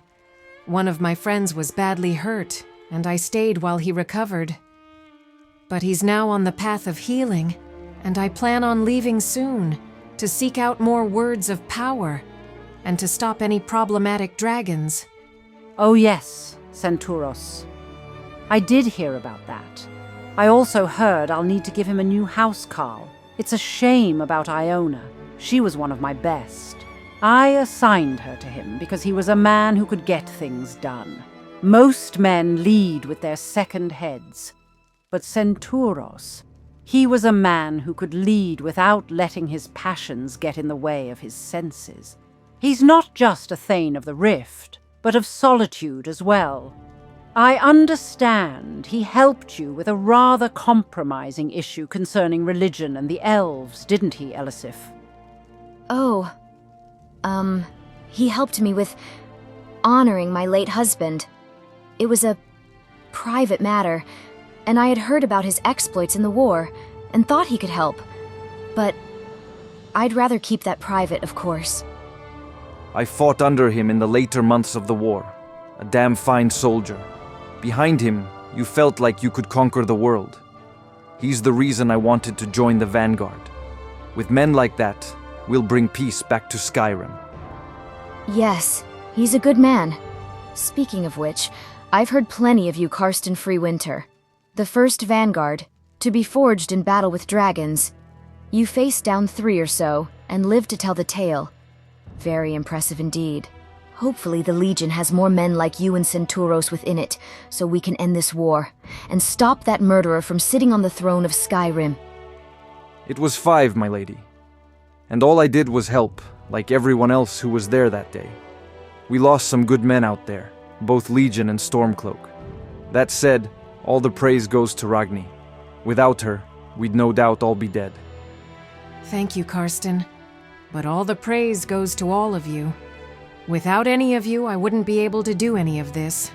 You're all the true heroes of Skyrim. If anybody deserves the praise, it's the brave men and women who follow me. Yes, truly, every last one of them, here and gone, are the bravest Tamriel has to offer. But to another matter. Karsten, you're no doubt wondering why you've been sent here, and I'll be direct. It's because of your father, Brunwulf Freewinter. Myself and the other Jarls, including those exiled from their homes by the Stormcloak rebels, have decided that your father would be the perfect fit for Jarl of Windhelm once Ulfric's head is separated from his body. We've tried to communicate with him, but he refuses, wanting nothing to do with the war.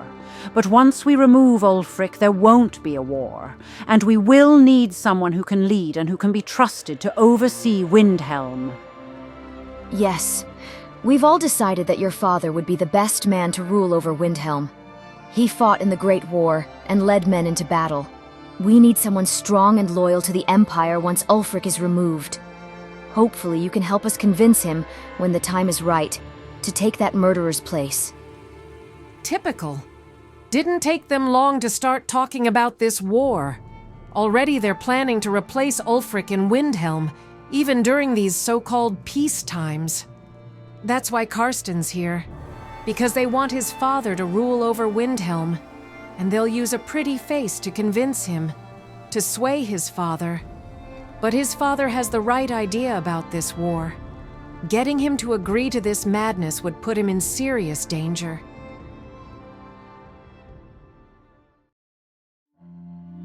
I went and spoke to the Imperials guarding Castle Dower.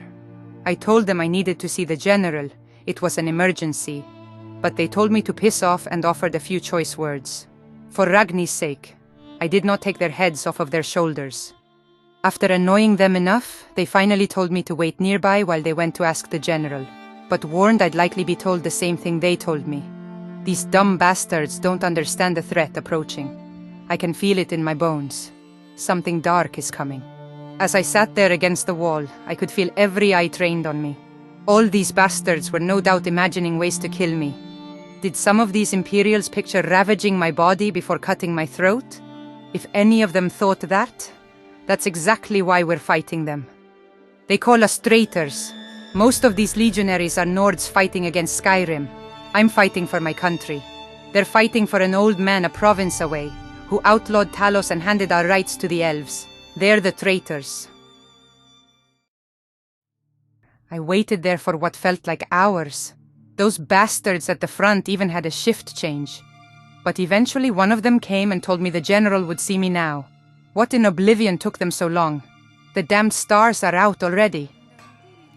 I haven't slept in a day. I should have grabbed a couple of hours while they made me wait. But I'd have been safer sleeping among wolves. That damn bad feeling has gotten worse. It feels like I've eaten something foul. My guts are riled up. I feel like something horrible is about to happen. And that bastard in the inn has something to do with it. I need to tell the general, and we need to find him. I hope all goes well while I'm in there. I swear I saw the nightingale up there for a second. Okay, let's do this.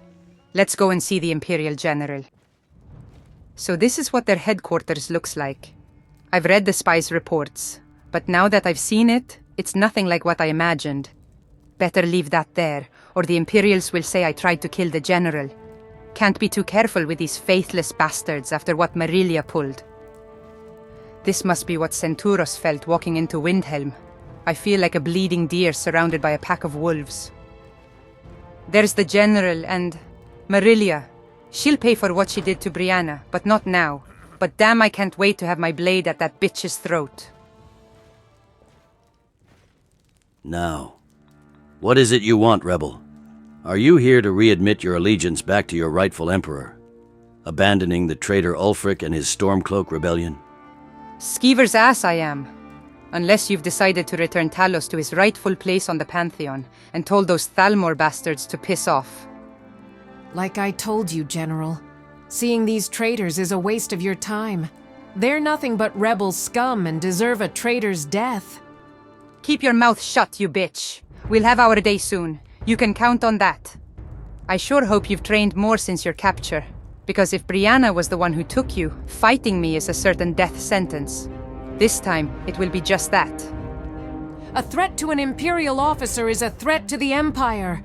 A few nights in chains should teach you. The cell that was holding your sister will do nicely.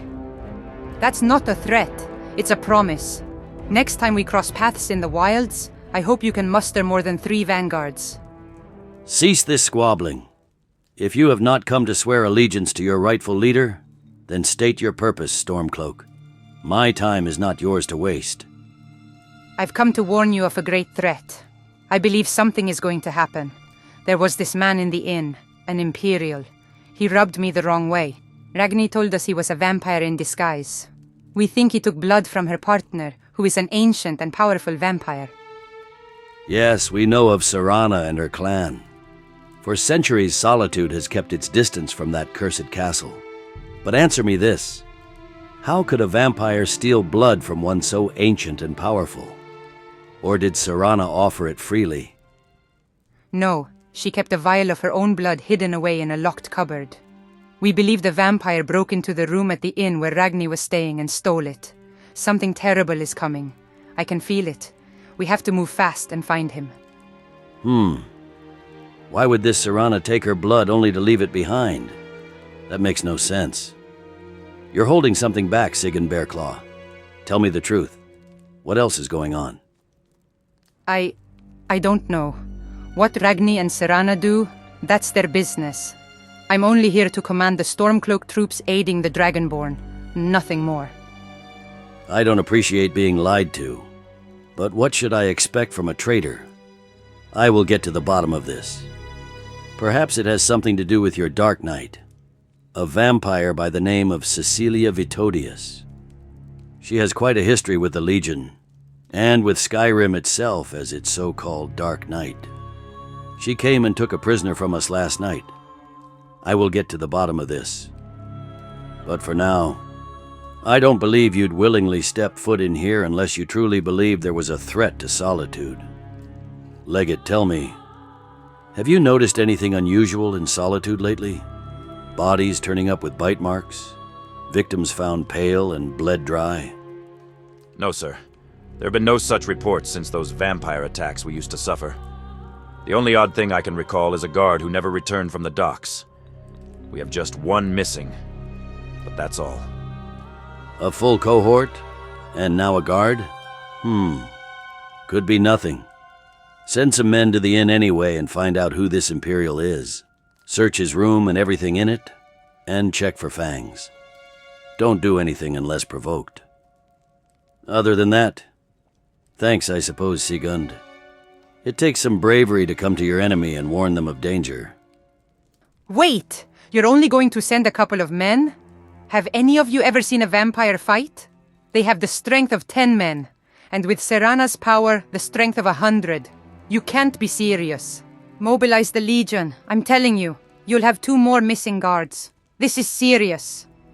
I doubt you realize it, Stormcloak, but legionaries line Solitude at every turn. The city is secure. If an unwanted vampire shows up, we'll seize it and burn it.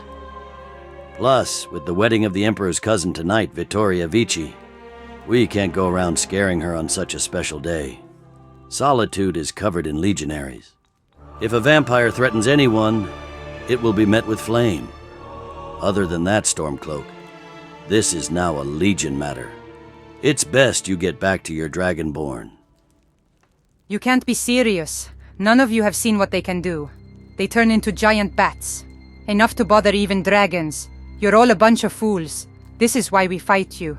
You're too stupid to do what needs doing. It was a waste of time coming here. What did I expect from the damn Empire? I swear, being around Senturos, I thought the rest of them might have some damned brains. But apparently not. Every day I'm here, it becomes clearer why Ulfric came to slay the Puppet King. Their weakness is strong enough to stink.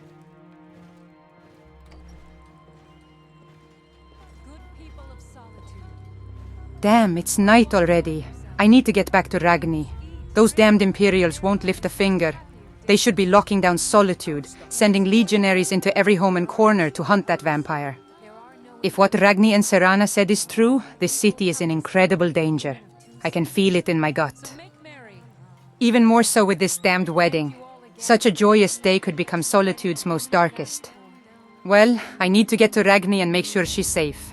Then get her back to her quarters. I might stay the night with her since Serana won't be around. I'll watch over her until this vampire is caught. Or gone.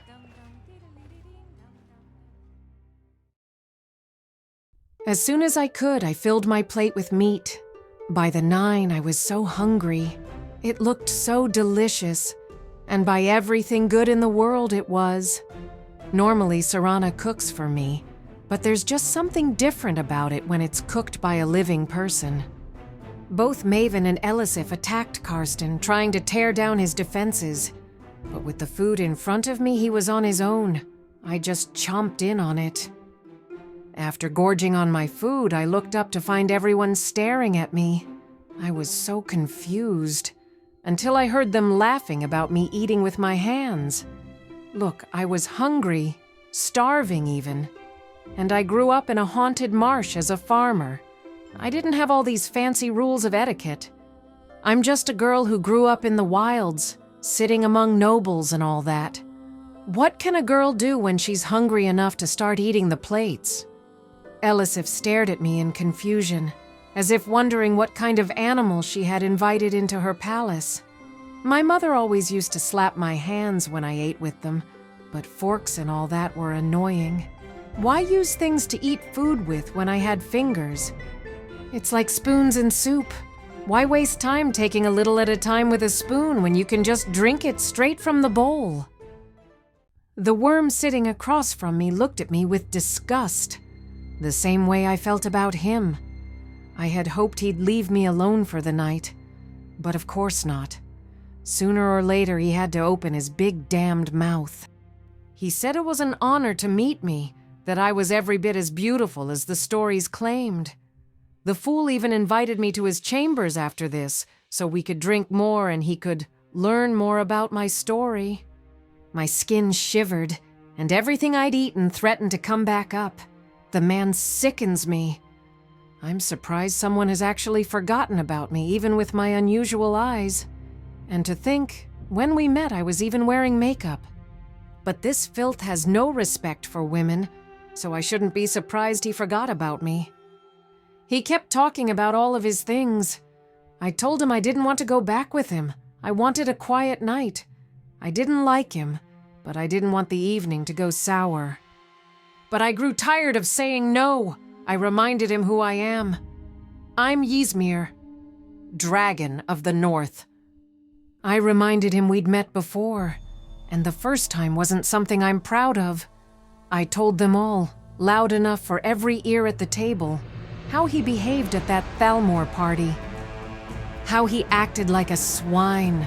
How he treated that wood-elven wench. That when she refused him, he spat whore in her face and lied to the Thalmor, had her dragged to the dungeons, all because she wouldn't sleep with him. He called me a liar. The damn moron said we must have met under his sheets, that I was some bitter pastime lover. He dared to say I, the Dragonborn, was a liar, standing there and spreading lies about his precious character. I swear Karsten was about to climb over the table and teach him some respect. But then Elisif roared, reminding the idiot that she was there, that she saw it all. She told him that at the Thalmor's party he might have gotten away with such behavior, clinging so close to their skirts. But she would not allow such insolence at her table. If he wished to keep his title as Thane, and his head, he would leave. And that was when she earned my respect. Elisif wasn't a puppet. She was a survivor, and she had a dragon of her own buried deep down. It was good to see someone my age with fire in her voice. She might indeed make a fierce High Queen of Skyrim. He shut his mouth as he left the room. Good. That's what he deserved. If that fool were Jarl of Solitude, I'd already be marching to Ulfric to bend the knee. Power and wealth mean nothing when they rot in the skull of an arrogant swine. The woman at my left leaned in to thank me, saying she'd thought him insufferable from the very day High King Istlod raised him to Thane. She was Solitude's court wizard, so she was one of Minerva's mages, and a damned vampire. Do none of these people know what I was before I became Dragonborn? What is it with Solitude and vampires? Actually, the problem might be me. Every mark of my life has something to do with vampires. Ever since I was 10 years old, they've been part of my life. They destroyed my family. I then hunted them. Then I fell in love with one. I let one into my inner circle, and I even turned someone I care about into one just to save them. The night went on. What I can say is the food was absolutely delicious. I can see why they live like this. And that firebrand wine. Maven had brought it with her. By the 9 divines, it was absolutely delightful. Even her own stock, the Blackbriar Reserve. I'm not much of a mead girl, but this stuff was nice. I sat there listening to those on my left. There was Falk Firebeard. The name's pretty ironic. He was the steward. Then there was Bryling, another Thane of Solitude. I listened as she spoke about her views on the Stormcloaks, and she was surprisingly sympathetic toward them. She didn't see them as traitors, more like people fighting for what they believed in. I couldn't believe she'd say that at the Jarl's own table, when her husband had been killed by their leader. Falk and Bryling looked at each other the same way I look at Serana. I think they were close. Then there was Sibyl, the court wizard, and, like I mentioned before, a vampire. She teased and riled them up, and I could see anger in their faces, but also hesitation. I think they knew what she was too. While I was eavesdropping on them, Maven decided to turn her questions on me. Questions of loyalty. She asked which side I supported, where I saw myself after the dragons were defeated, and all the while she dropped every hint that siding with the Empire would be the wisest choice. Ah, well, it took longer than I expected to be hit with those, so I suppose I should be glad I at least got to eat first. I was expecting the questions, so I decided to take a page out of Minerva's book. She always told me that during the Civil War, whenever either side took Winterhold, they would come to the college and ask for allegiance. That's how she met Senturos, she tells me. With mead, wine, and food in my belly, I did my best to look serious when I answered with, "I have not yet chosen a side." I can't afford to. My main priority is gaining power and defeating the dragons. The war, and everything else, doesn't matter until I've completed my task. And before they could counter me, Jordis interrupted, telling me that Sigund had arrived. She was at the entrance, and the legionaries wouldn't let her any further. Thank you, Talos, for the save. Okay, I'd better go and get her. Gives me an excuse to escape all these questions. I need some blood in my legs anyway. I've had too much wine. I'll be right back. I need to go see my friend. Sigund's been gone for some time. I feel bad because I actually forgot about her. Thank the Nine she came here. Otherwise, I would have remembered where she was going and started to worry. I might have even torn down Castle Dower to find her. Might be my chance to slip out of here. I'm tired, I'm drunk, and I'm a little too well fed. Okay, let's go see what Sigund's been up to. See how she got on with the Legion. I wish she was in there with me. She would have pulled Eriker's head off. The Jarls wouldn't have bothered Karsten or me with all that war stuff. There she is. By Mara, she looks angry. But that's just how she always looks. Still, she seems unharmed, and that's a blessing. Where have you been, Sigund? You've been gone long enough. Any luck dealing with the Empire? Or was it all a waste of time? Absolutely useless, the lot of them. They made me wait there for a couple of hours. And when I warned them about a vampire that could soak this city red, they brushed it off like it was nothing. Stupid bastards. Then this ass for brains at the door wouldn't even let me through, even after I told him I was with you. I'm sorry, Sigund. At least you tried. I'm thankful you came. I was about ready to leave. Maven was about to start interrogating me about politics and loyalties. Screw that. My time with the Empire was better spent. She's the worst of all their Jarls. Come on, let's get you back to the inn. I'll stay with you tonight, since Serana's with our friend. Actually, I think I'll go alone. A quiet walk through Solitude at night will help me sweat out the wine. You should stay here and get yourself something to eat. No, not happening. If Serana's right, there's no way in oblivion I'm letting you wander off alone with a vampire on the loose. My gut's screaming at me, Ragni. I'm staying with you. I promised Serana I'd keep you safe. And I will, no matter what. I will be going alone. That's not up for debate. I still want some time to myself. Your guts are screaming at you because you're hungry, no doubt.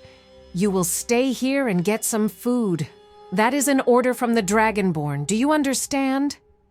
Ragni, I can't. Please, I just can't leave you. I've got a bad feeling, and I can't just sit down and eat with Imperial Jarls. Ulfric killed Elisif's husband, and Maven is as corrupt as the Empire itself. I'm not sitting and dining with that lot, orders or not.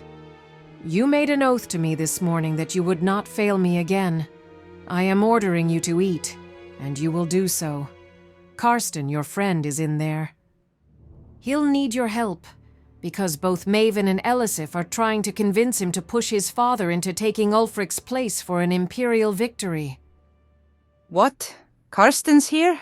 I thought he'd gone back to Morthal by now. Those bastards. The war's not even being fought, and those spineless dogs are already planning who controls Windhelm. Fine. I'll follow your orders, Ragni. But only if you promise to take the Dremora outside with you back to the inn. Fine. I'll take Minerva's Daedra along. That's the deal. Now go, get some food in you, and pull Karsten out from between those two vipers. Soldier, Sigund is my guest, and Lady Elisif herself agreed she was to accompany me. She is allowed through. As you say, Dragonborn. We will not hinder your guest from this point on. Okay? Now tell the Jarls I've gone to relieve myself, and that I'll be back shortly. That'll give you more than enough time to eat. With you around, they won't dare talk about the war with Karsten. They'll grow bored soon enough and close the dinner. Fine. I'll pull Karsten out and make those nobles squirm. I'll eat their food with my hands if I have to. I'll come straight back to the inn when we're done. Keep my blade. I'll fetch it later. I'll see you soon. But something's wrong, Ragni. I can feel it. I've already done that. They all looked at me weird when I was eating with my hands. And don't worry, Sigund. I was a vampire hunter, and I killed Harkon. I'll be fine, okay? Now go save Karsten. And Yordis, please escort Sigund to the dining area and get her safely back to the inn when you're done. Yes, my lady. I will escort her back once the dinner has concluded. Keep your eyes peeled out there, Ragni. Be careful. I'll see you soon. I was a vampire hunter. My eyes are always trained on the shadows. I'll see you soon, Sigund. Now a nice little walk back to the inn will be nice.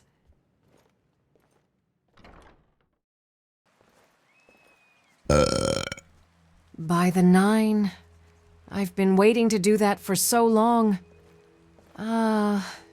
Freedom. I can't wait to get back to the inn and take this damn dress off. I need to make some room for my body after that feast. I'm exhausted after eating all of that. There's Minerva's Daedra. I don't need some demonic being watching over me. A nice little walk back to the inn will be nice. Some cold air in my lungs will do me just fine. I'm going to regret eating all of that. I'll probably spend all morning in the outhouse paying the consequences for it. But first, I shall sleep.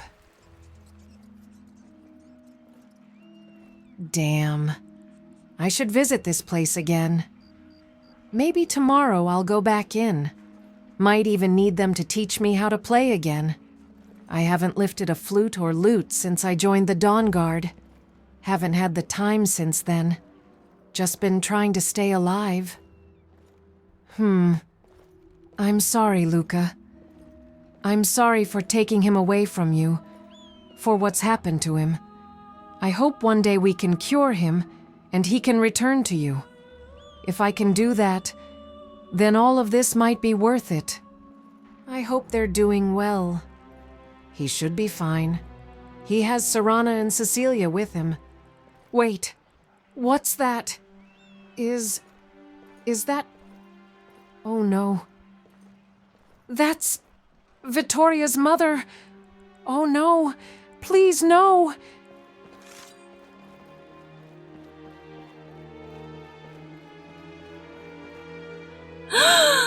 No! What in oblivion? This can't be! What's happened here? What did this? What sort of creature could... No! Tofa! No! Tofa! No! By the 9. What has done this? No! Tofa... I'm sorry. I'm so sorry. Please. Mercy. No! Why? What do you want? Why have you done this? You monster! This was supposed to be a happy day. You've killed everyone, even Tofa. So, that was your nightingale's name. I killed her with ease, but she did not shy away or run to the shadows. If she had, she might still be alive. Why? Why have you done all of this? Why have you ruined such a wonderful day? You're a monster. Monster? After all the mercy I've shown you, and you call me a monster? While you slept in the jail, I chose not to kill you or your friends. Even now I could slice your throat open and watch you drown in your own blood. That was you. I saw you in my... nightmares. Wait, how did you get that blade? Oh, this? I took it from the body of a dead vampire who foolishly tried to defend the sheep here. The very same one that gave me this new power. The very same one you told me would kill us earlier back in the inn. If you're wondering where she is, well, you'll have to pick her ashes out of the embers in that fire. She won't be coming back, sweet Ragni. She's with her true father now. No! No! No! No! No! It can't be! She's with Senturos! She's not here in Solitude! She's... No! No! No! It can't be! Please, by the 9! Please don't let it be true! Oh, you know it in your heart to be true. I'm a monster after all, not a liar. The only place she is now is Cold Harbor. Those who defend the weak become the weak. By serving you, she became such. We are made to rule, to dominate. I will say this. Watching you suffer now is far greater pleasure than watching the light leave your eyes. This way, you'll never forget me. I truly expected more from a fire-breathing, dragon-slaying mortal. But that's all you are. A weak mortal. I'll kill you for this! I won't stop until I tear you apart, I swear it! I will hunt you down and destroy you! I will kill you! I swear it! Nothing will stop me! You'll pay for this! You'll burn! I swear it by the 9 and by every prince that exists! You will pay. I will avenge you. I swear it.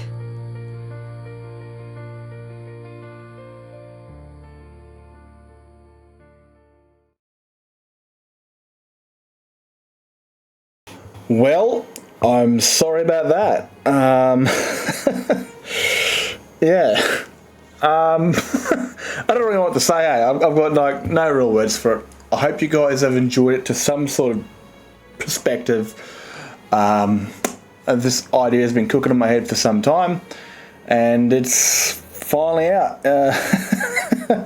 Jesus, there is a mirrored story, and that has obviously come out. I mean, if you've watched the contractor story first, you watch this one, either one, there will be the mirrored version of the good guy's story and the bad guy's story out at the same time, so you can go watch that straight away.